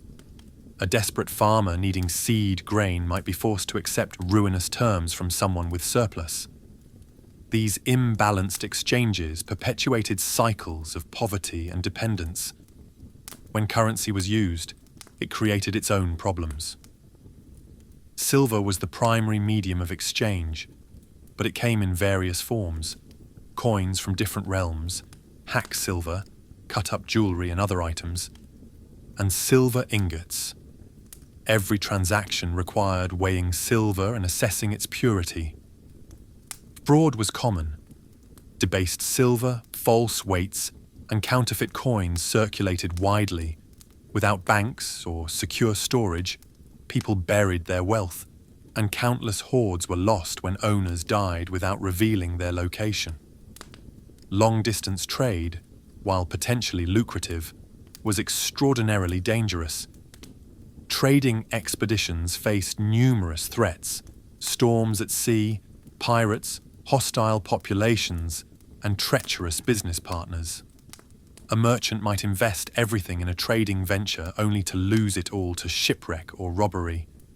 There was no insurance, no limited liability, no legal recourse if things went wrong. Failed merchants often ended up enslaved or dead. The goods that Vikings traded reveal the harsh realities of their economy. While luxury items like silk and spices capture our imagination, most trade involved basic necessities. Iron was desperately needed for tools and weapons. Salt was essential for food preservation. Grain moved from areas of surplus to those facing famine. These weren't optional consumer goods, they were matters of survival. Communities that couldn't secure these essentials through trade faced disaster. Market towns, while centres of commerce, were also dangerous places. Without police forces or effective governance, markets attracted thieves, fraudsters, and violent criminals. Merchants needed armed guards. Disputes over prices or quality could erupt into bloodshed. The concentration of valuable goods made market towns targets for raiders. Living in or near these commercial centres meant accepting heightened risk of violence and economic loss. The seasonal nature of Viking trade created additional hardships. Ships couldn't sail in winter storms, meaning trade routes shut down for months.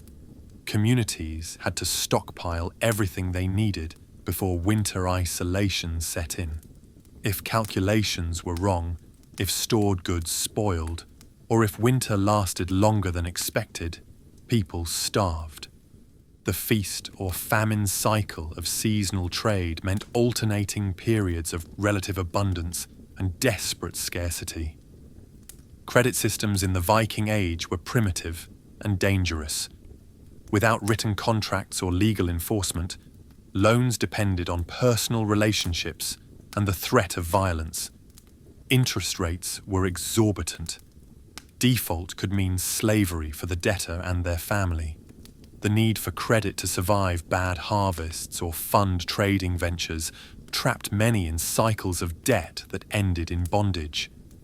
Economic mobility was extremely limited, with most people dying in the same economic circumstances into which they were born. The craft economy operated under a guild-like system that restricted access to specialized trades.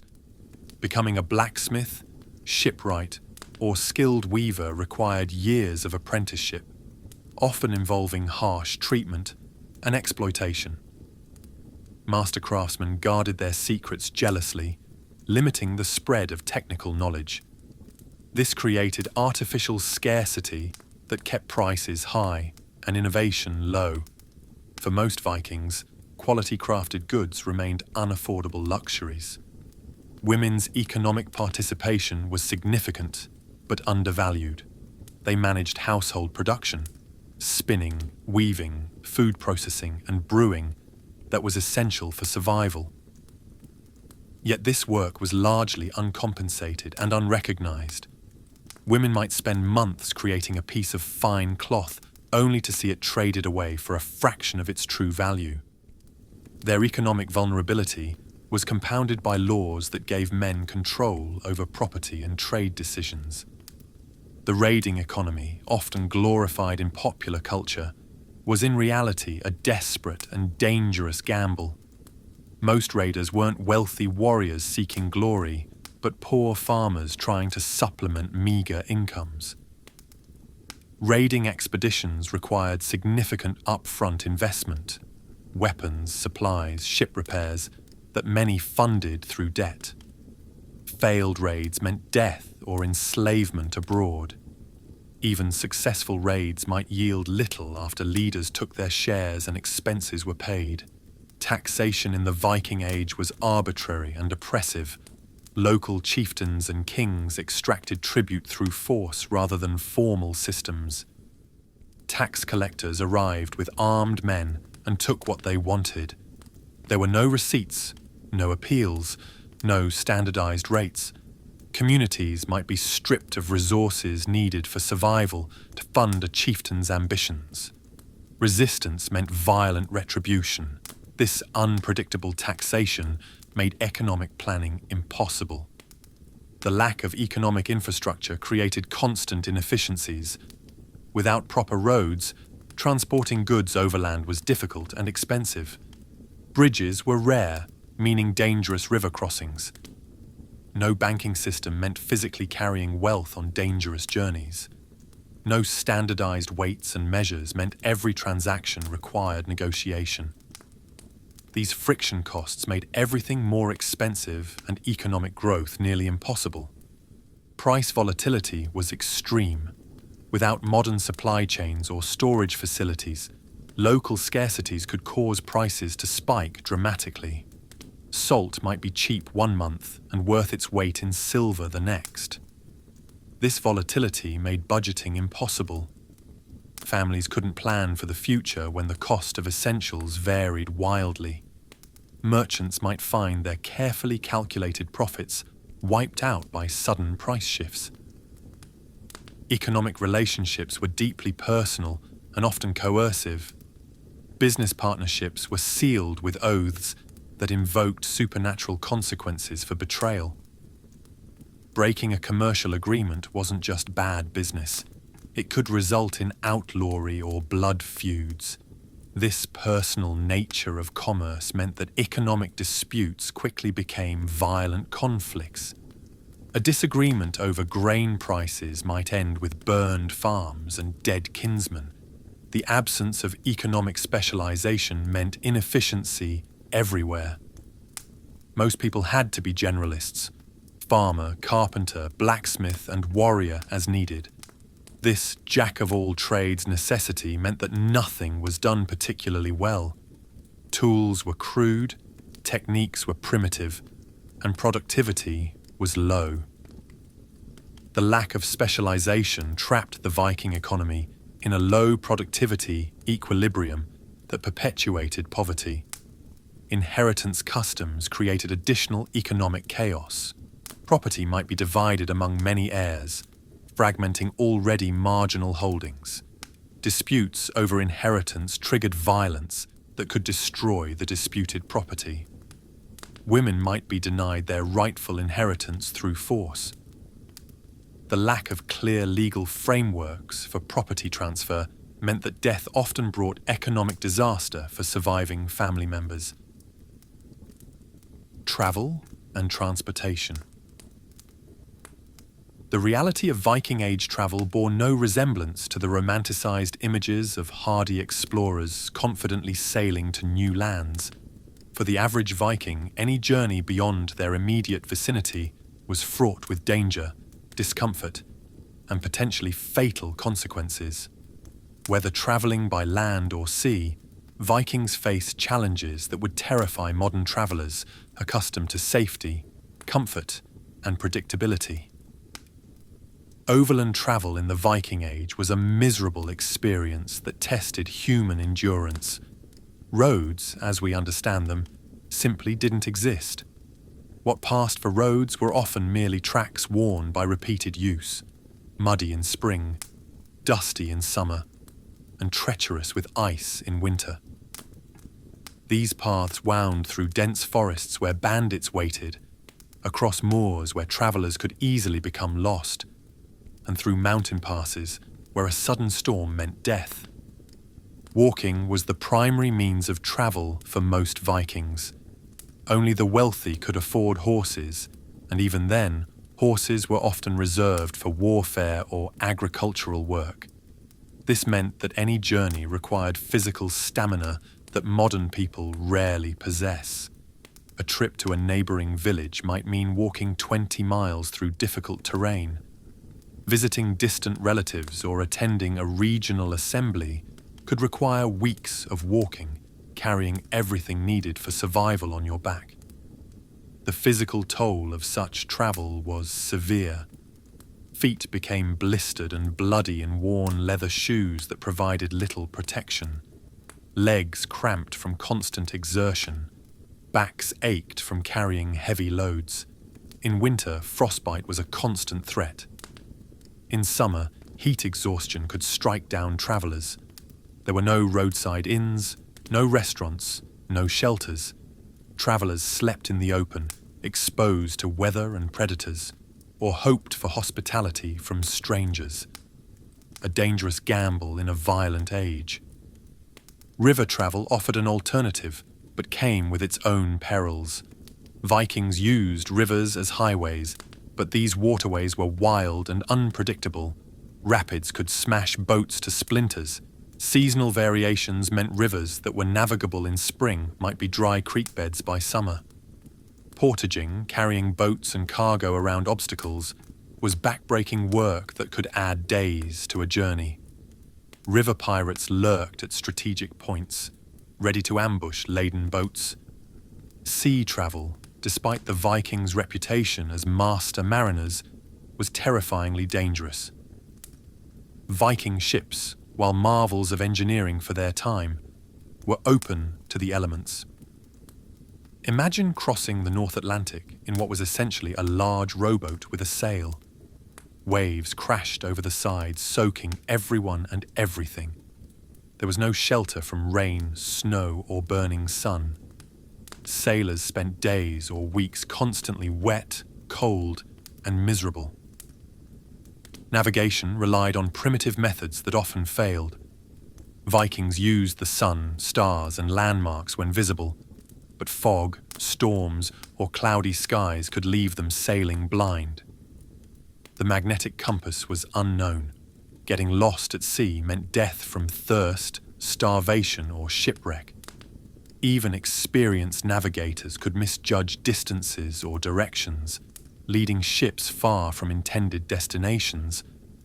Many vessels that set sail were never seen again. The physical demands of sea travel were extreme. When winds failed, crews had to row, sometimes for days. This exhausting labour, combined with poor nutrition and constant exposure, broke down bodies quickly. Scurvy was common on longer voyages. Infections spread rapidly in the cramped, unsanitary conditions. Men might board a ship healthy and disembark, if they survived, weakened and diseased. Storms at sea were catastrophic events that gave no warning. Viking ships, while flexible and seaworthy, could be overwhelmed by the massive waves of North Atlantic storms. Ships might be driven onto rocks, swamped by waves, or simply broken apart by the sea's fury. There were no life preservers, no rescue services, no emergency beacons. When ships went down, crews drowned in the frigid waters, often within sight of land they couldn't reach. Even successful voyages extracted a heavy toll. Cargo had to be constantly tended to prevent shifting that could capsize the vessel. Water seeped through the hull, requiring constant bailing. Food spoiled in the salt spray. Fresh water ran out or became contaminated. By journey's end, crews were often so weakened they could barely function. The idea of Vikings leaping from ships ready for battle is fantasy. More often, they staggered ashore desperate for food and rest. winter travel was especially hazardous. In the northern latitudes where Vikings lived, winter meant short days and brutal weather. Overland travel through snow required specialized equipment like skis or snowshoes that few possessed. Getting caught in a blizzard meant certain death. Ice made walking treacherous. A broken leg far from help was a death sentence. Yet winter travel was sometimes necessary, driven by emergencies or desperate circumstances. The social dangers of travel matched the physical ones. Travelers were vulnerable strangers in a world where hospitality was limited and violence common. Arriving in a new community meant facing suspicion and potential hostility. Language barriers. Even among Norse speakers, dialects varied significantly, could lead to fatal misunderstandings. Travelers might be accused of being spies, thieves, or sorcerers. Without local protection, they were easy targets for robbery or murder. The economic costs of travel were prohibitive for most Vikings. A trading expedition required significant investment in supplies, transportation, and protection. Tolls and taxes were extracted at bridges, fords, and town gates. Guides familiar with local conditions commanded high prices. Armed guards were necessary but expensive. Many who set out to make their fortunes through trade returned poorer than when they left, if they returned at all. Travel documents, as we know them, didn't exist. There were no passports, no letters of introduction that guaranteed safe passage. Travelers might carry tokens or rings that identified them to allies, but these could be stolen or forged. Without reliable identification, travelers were always potentially suspected of being outlaws, escaped slaves, or enemies. This uncertainty added another layer of danger to every journey.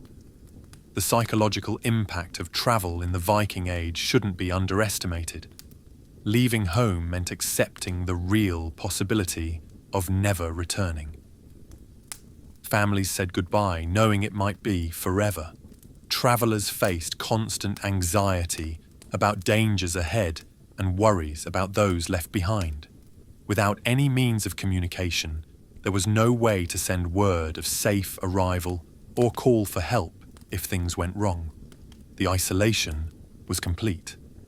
For women, travel presented additional challenges and dangers. While some women did travel for trade or family reasons, they faced heightened risks of sexual violence. Traveling without male protection was extremely dangerous. Even with guards, women were vulnerable to assault. The lack of any legal protection outside one's home community meant that crimes against traveling women often went unpunished. The logistics of travel were nightmarishly complex. There were no travel agencies, no standardized accommodations, no reliable maps.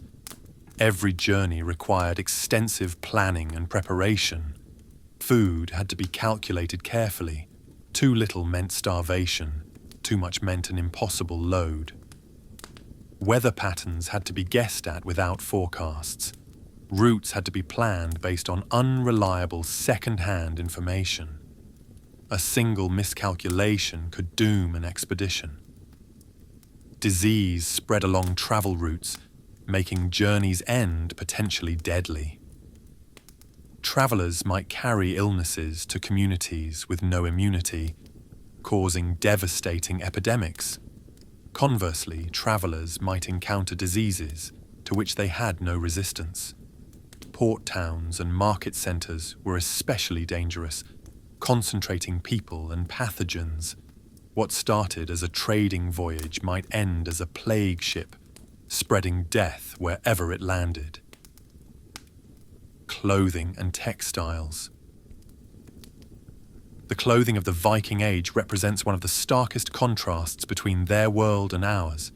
In an era before synthetic fabrics, mass production, or global supply chains, every garment was the product of intensive labor, and clothing choices were dictated by brutal necessity rather than fashion or comfort. Understanding Viking clothing reveals another dimension of their difficult existence.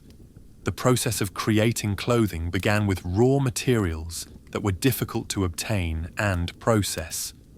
Wool was the primary fabric, which meant raising sheep in a harsh climate where predators, disease, and weather constantly threatened flocks. Shearing was done with primitive iron scissors that required significant strength to operate. The wool then had to be cleaned, a laborious process involving beating, washing in precious water, and picking out debris by hand.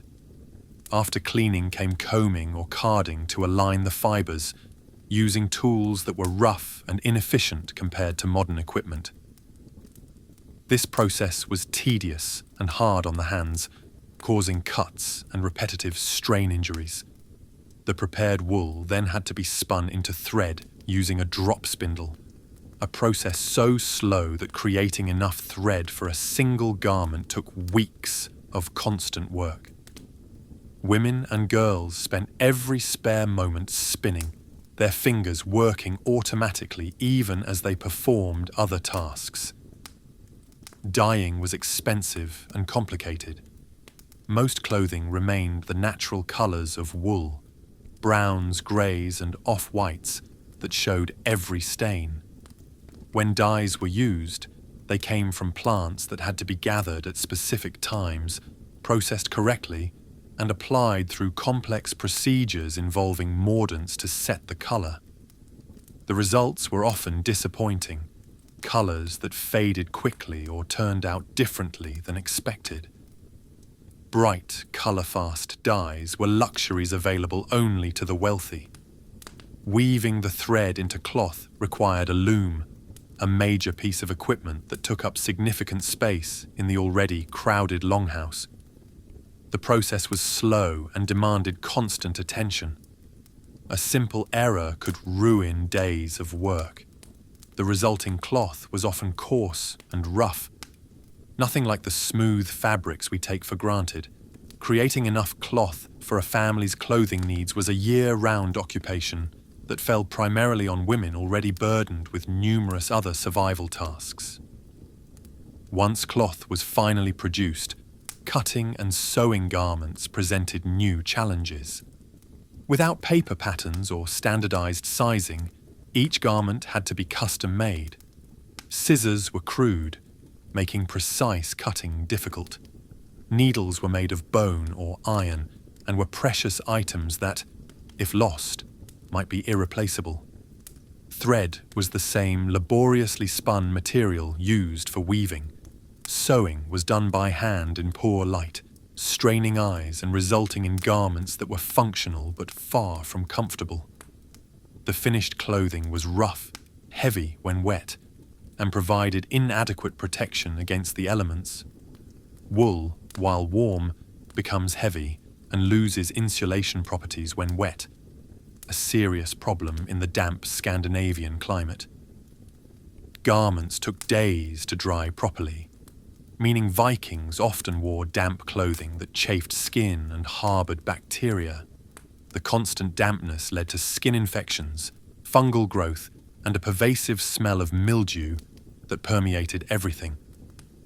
The limited wardrobe of most Vikings meant wearing the same clothes repeatedly without washing.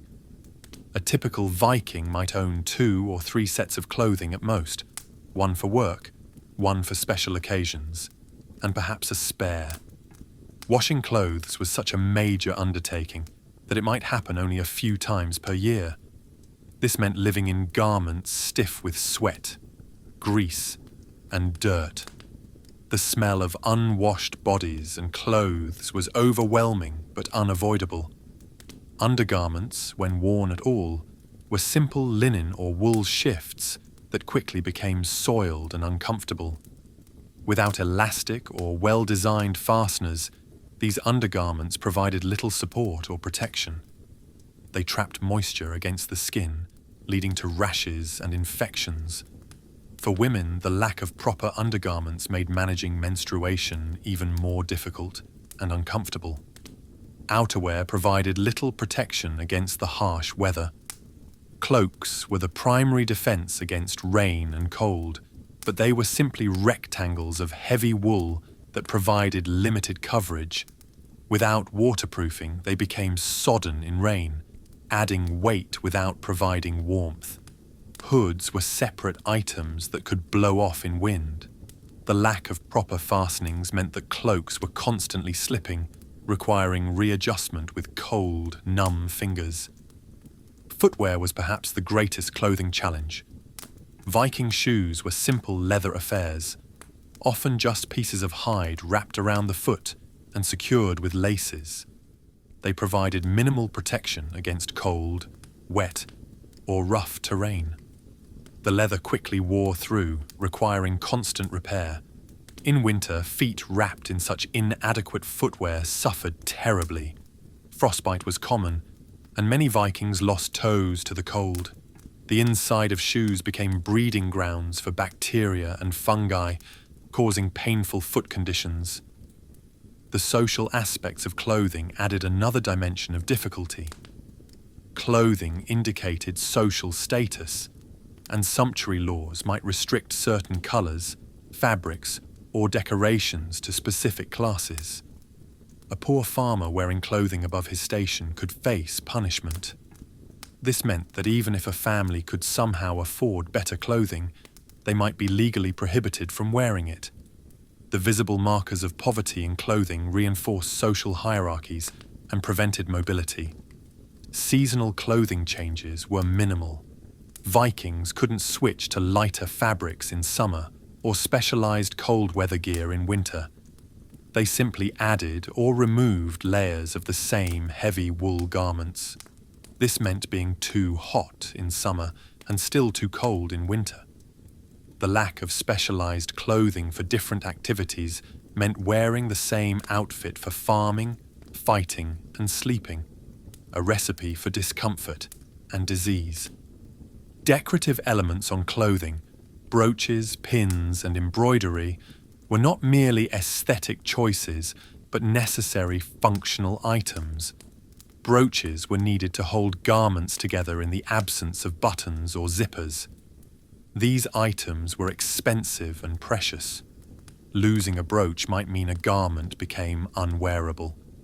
The wealthy displayed their status through elaborate metalwork, while the poor made do with simple bone or wood fasteners that broke easily. The gendered nature of clothing production meant that women bore the overwhelming burden of keeping families clothed.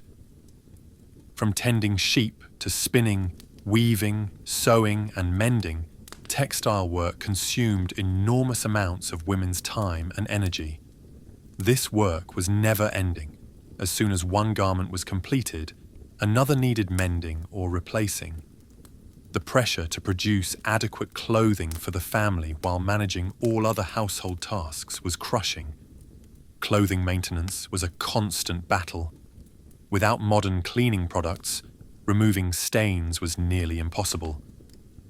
Grease, blood, and dirt became permanent parts of garments. Mending was continuous. Every tear had to be patched, every worn area reinforced. Over time, garments became patchworks of repairs, growing heavier and less comfortable with each addition. Yet these patched, stained, uncomfortable clothes had to last for years because replacement was so difficult. The psychological impact of clothing limitations was significant. Imagine never feeling truly clean, always being slightly damp and cold, constantly aware of your own smell and that of others. The discomfort was inescapable. The inability to change appearance or express individuality through clothing choices added to the monotony of daily life. Special occasions might call for slightly cleaner versions of the same rough garments, hardly the transformation that modern formal wear provides. Medicine and healing. The state of medical knowledge and practice in the Viking Age reveals perhaps the most terrifying aspect of their existence. Without antibiotics, anesthesia, or even basic understanding of disease transmission, Vikings faced injury and illness with remedies that were as likely to kill as cure. The practice of medicine was a mixture of practical experience, superstition, and dangerous experimentation that left the sick and injured at the mercy of fate. Healers in Viking society operated without any formal training or standardized knowledge. Some were women who had learned traditional remedies from their mothers. Others were warriors who had picked up battlefield medicine through grim experience. There were no medical schools, no textbooks, no systematic way to transmit reliable medical knowledge. What passed for medical wisdom was a chaotic mixture of occasionally effective herbal remedies and completely useless or harmful superstitions. Diagnostic capabilities were essentially non-existent.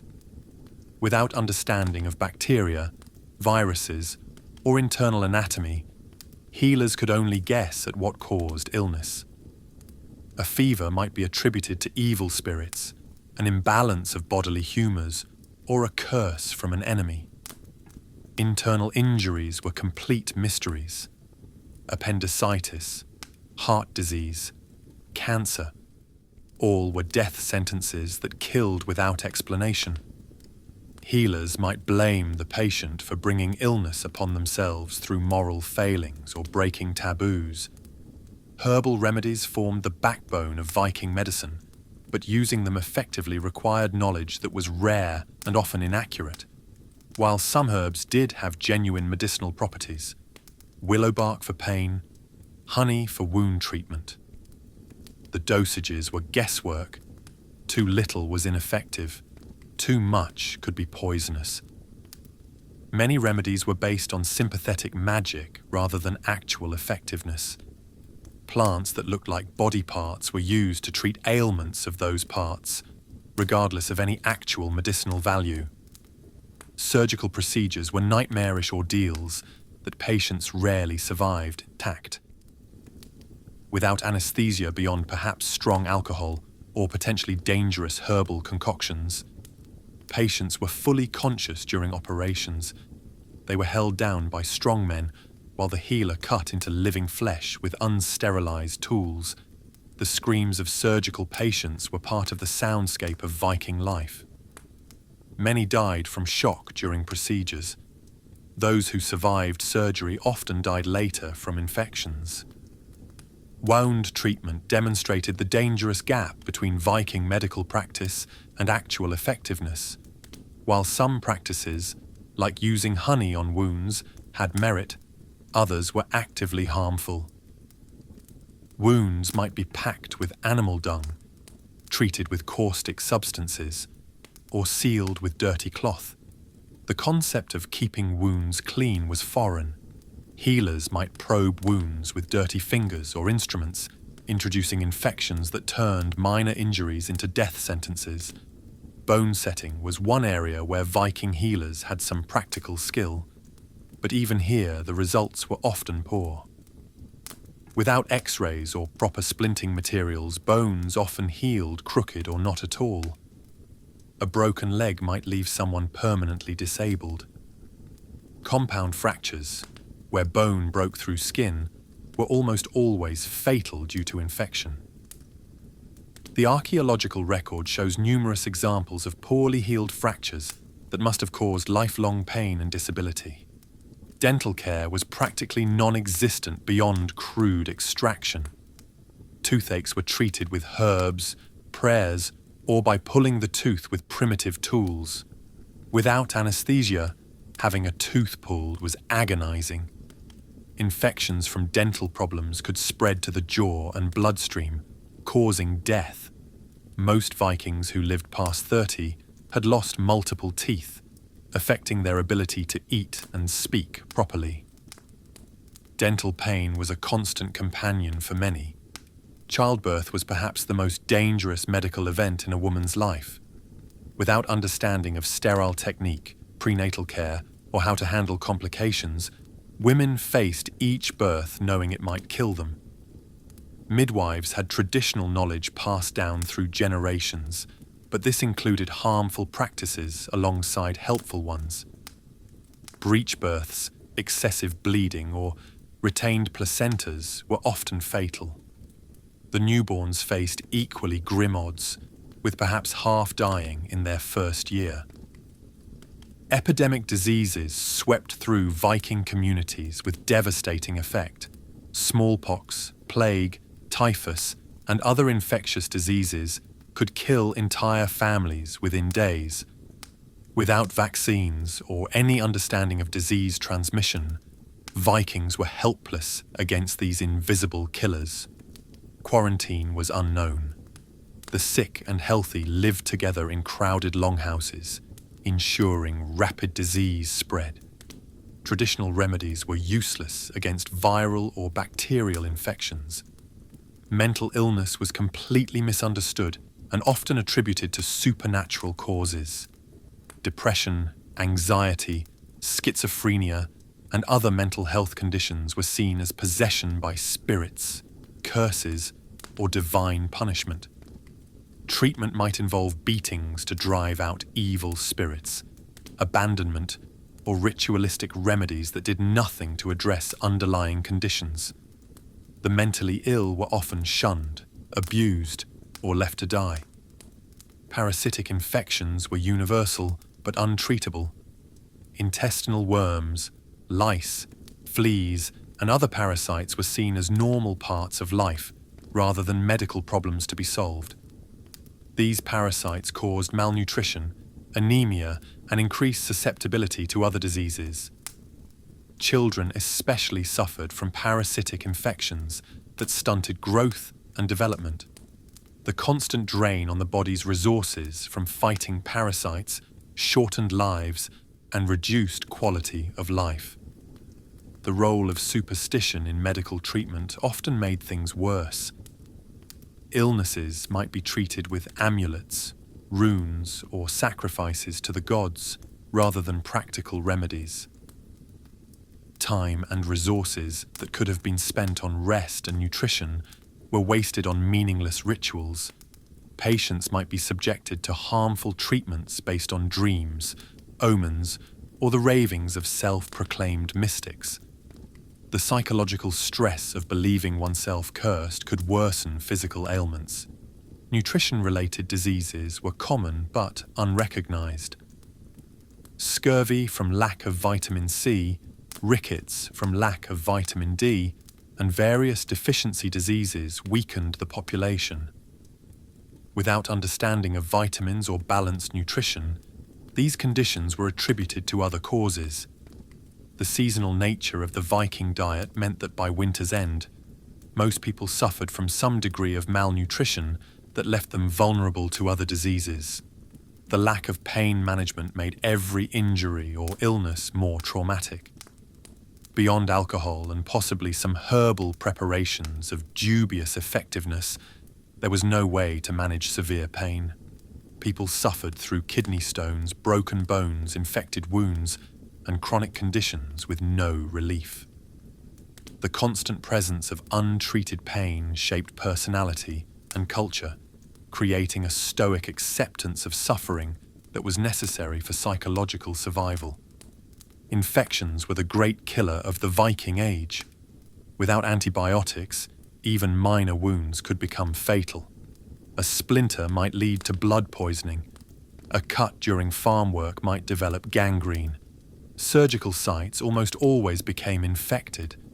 The red streaks of blood poisoning advancing up a limb meant death was near.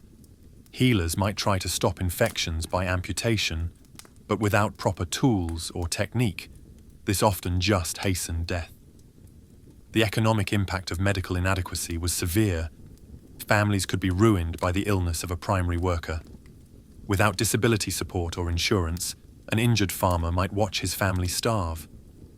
The cost of ineffective treatments, payments to healers, offerings to gods, special foods or remedies could bankrupt households.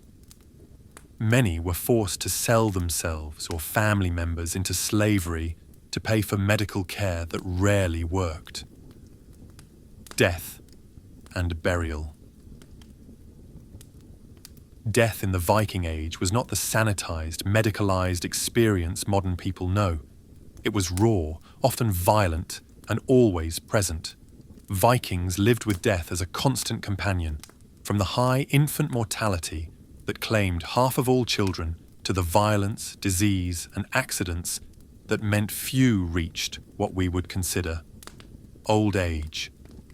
Understanding how Vikings dealt with death provides crucial insight into their worldview and the harsh realities they faced.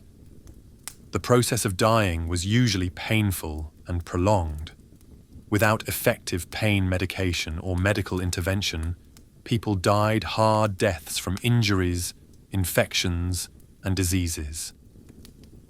Family members watched helplessly as loved ones suffered through conditions that would be easily treatable today.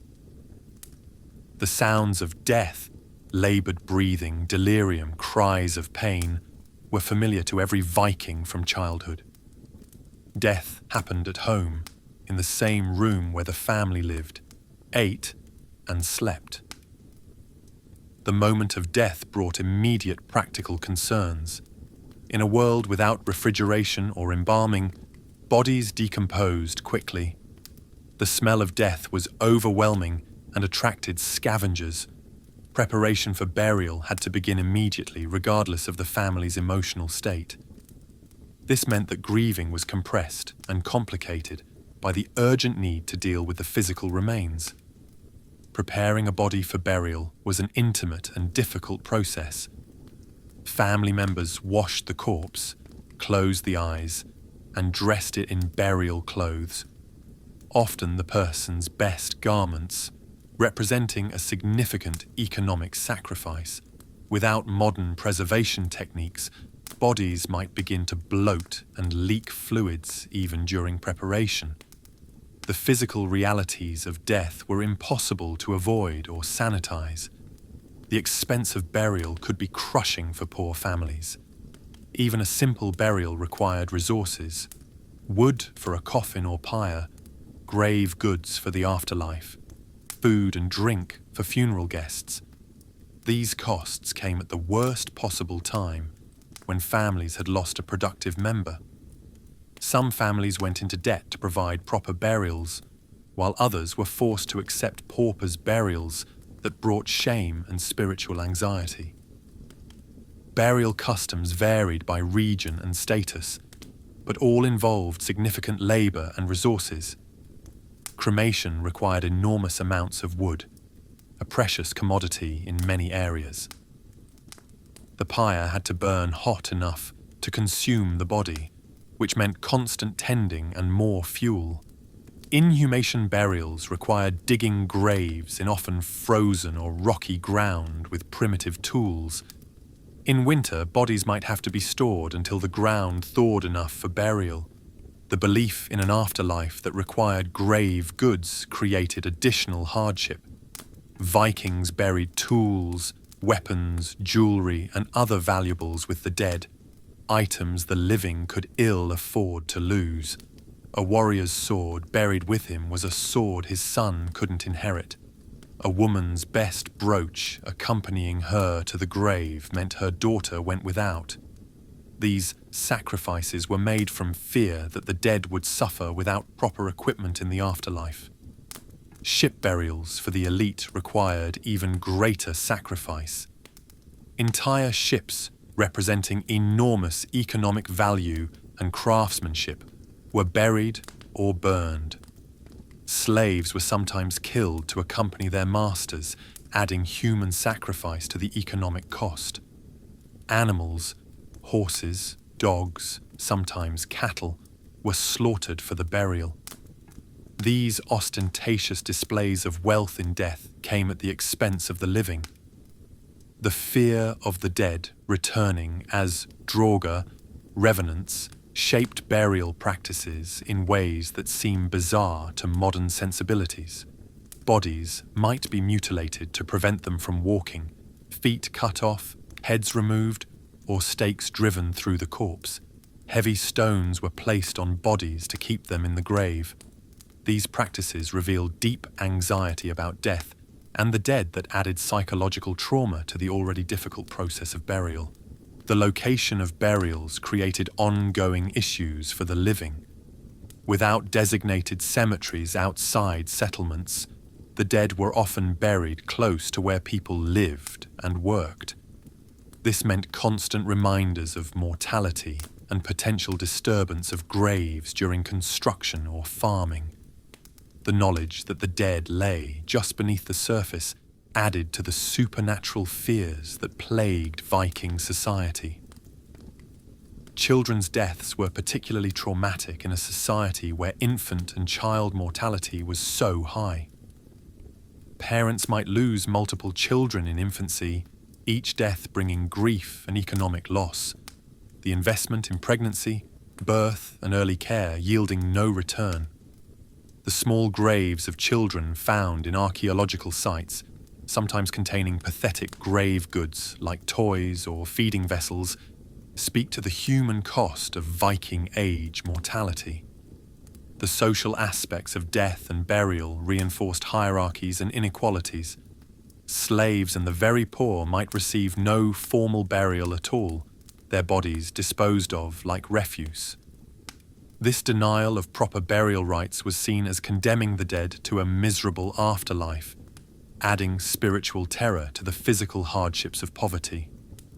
The quality of burial a person received depended entirely on their social status and wealth.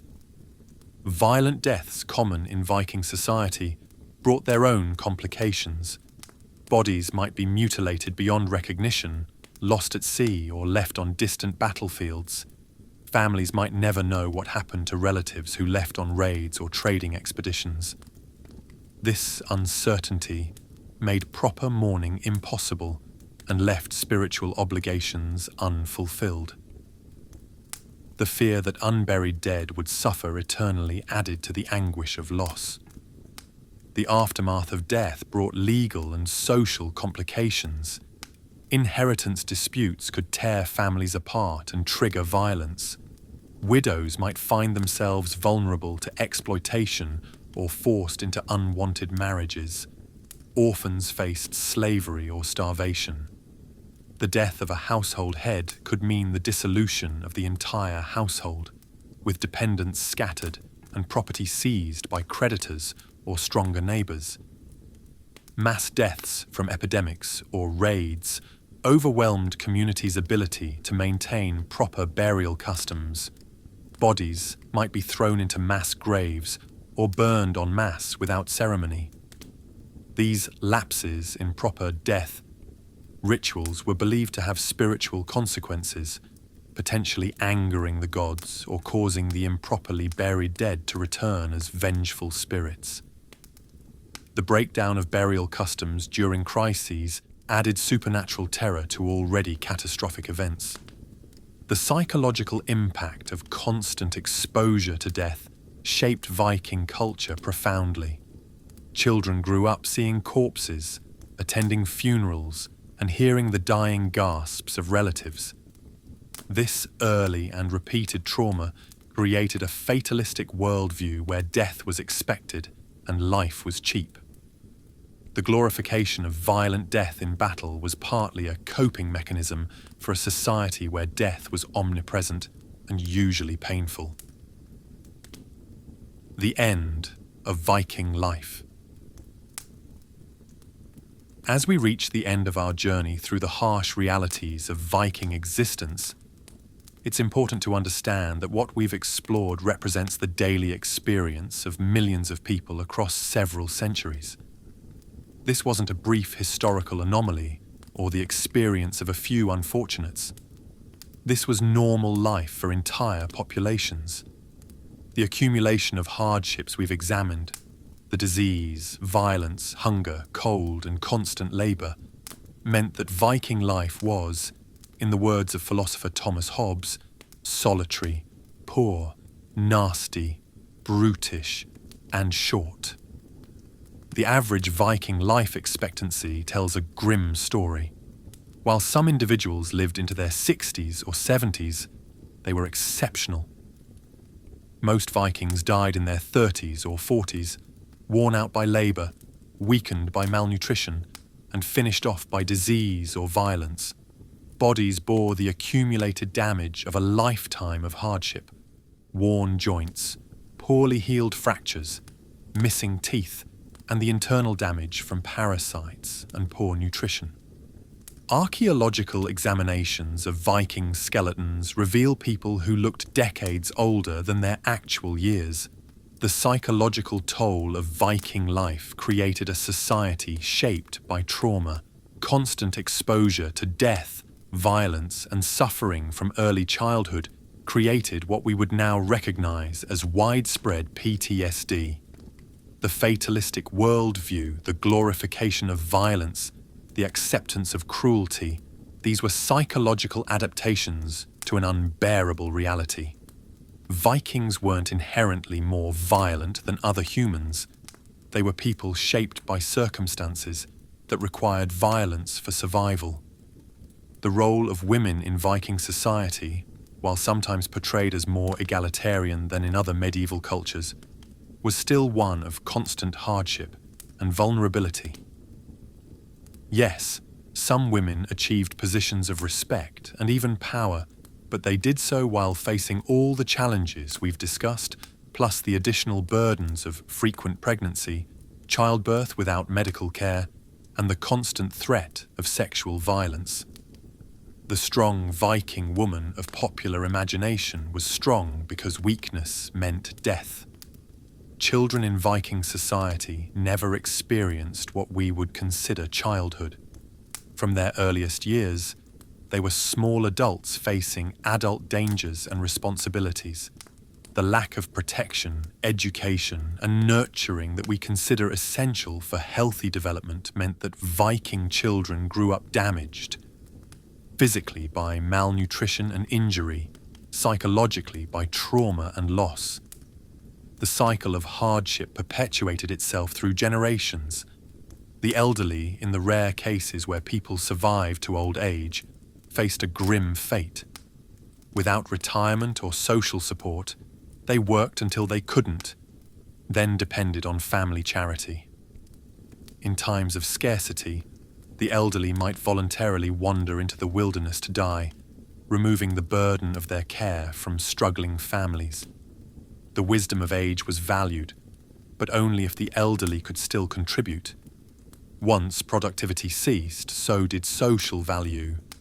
The environmental challenges Vikings faced seem almost designed to maximize human misery.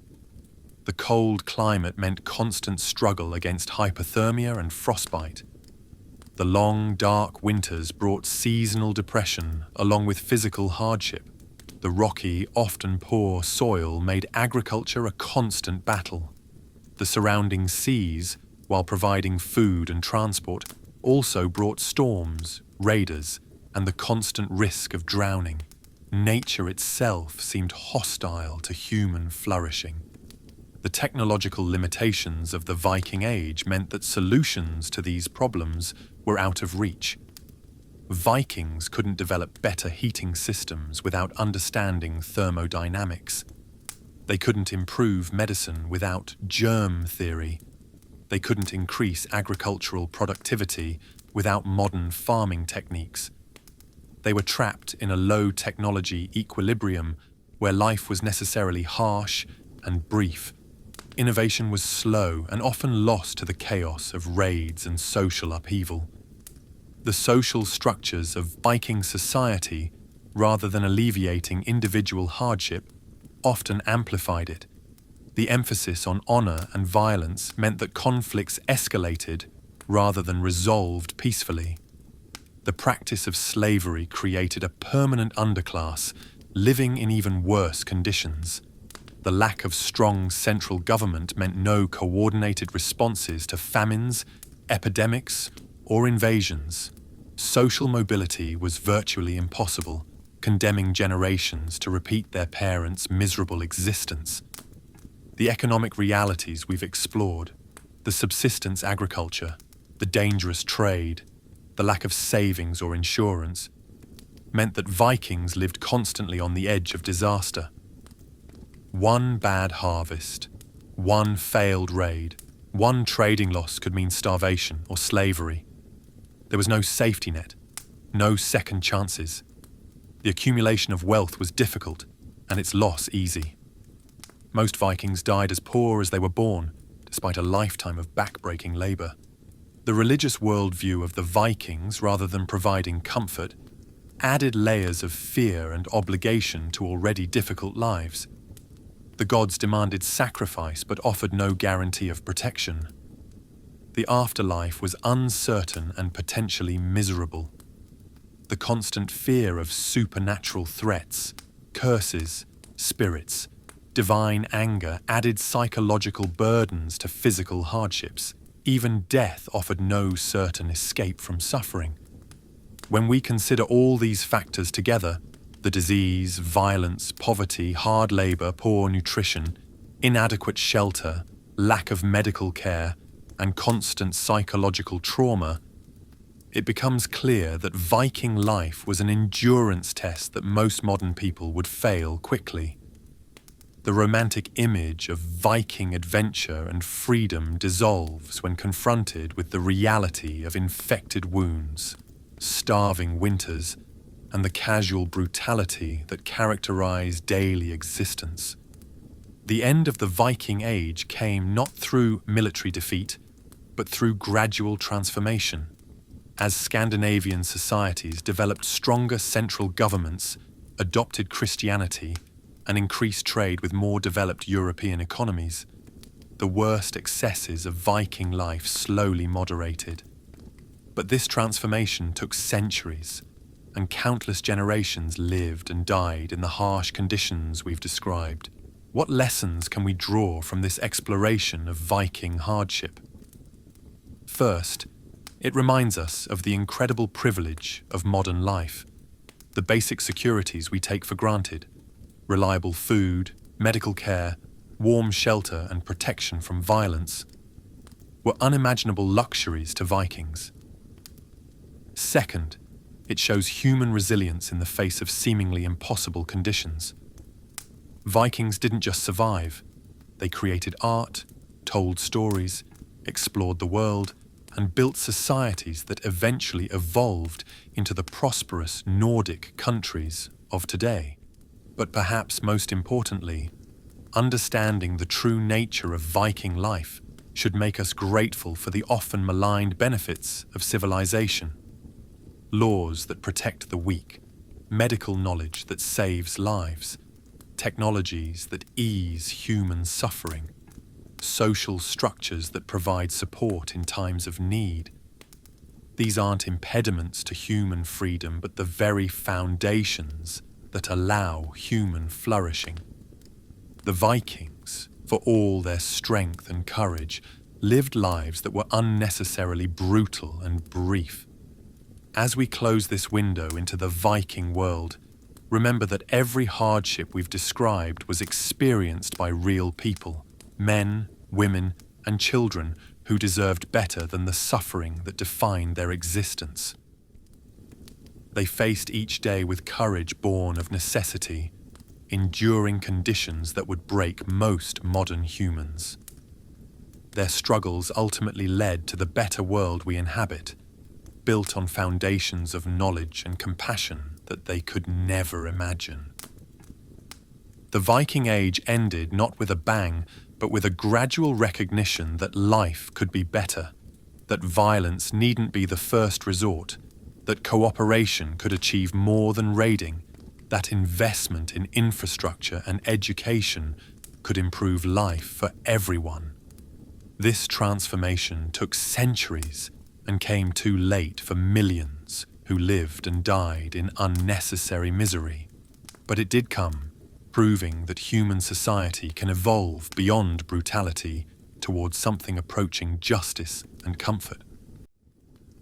Tonight, as you lie in your warm bed, safe from violence, well-fed, and with access to medical care should you need it, spare a thought for the Vikings who huddled in smoky longhouses, hungry, cold, and afraid. Their suffering was real, their lives were hard, and their struggles ultimately contributed to the comfortable world we now inhabit. We owe them remembrance, not for their raids or conquests, but for enduring lives of such hardship that we can barely imagine. And so we end our journey through Viking life, having seen beyond the myths to the harsh reality of existence in that unforgiving age. May this knowledge bring both gratitude for our present circumstances and compassion for those who came before, struggling through lives that were far more difficult than any modern person would willingly endure. The Vikings were not supermen or romantic heroes. They were human beings doing their best to survive in a world that offered little mercy and less comfort. Their story is one of endurance in the face of overwhelming hardship, and it deserves to be remembered accurately, without romanticization or false nostalgia. Sleep well, knowing that whatever challenges tomorrow brings, they pale in comparison to the daily struggles of Viking life. And in that knowledge, perhaps find both peace and determination to make the most of the remarkable privileges that define modern existence. For if the Vikings could endure their harsh world with courage and creativity, surely we can face our comparatively minor challenges with similar strength, while working to ensure that no human need ever again endure such unnecessary suffering. The Vikings' greatest legacy isn't their longships or their sagas. It's the lesson that human life need not be as brutal and brief as theirs was. In understanding their struggles, we understand the value of every advancement that separates their world from ours. And in that understanding, perhaps, we find the wisdom to preserve and extend these benefits to all humanity, ensuring that the hardships of the Viking Age remain forever in the past, a reminder of how far we've come and how grateful we should be for the journey. Thank you so much for watching. If you really enjoy my videos, please consider liking the video and subscribing. See you all in the next one.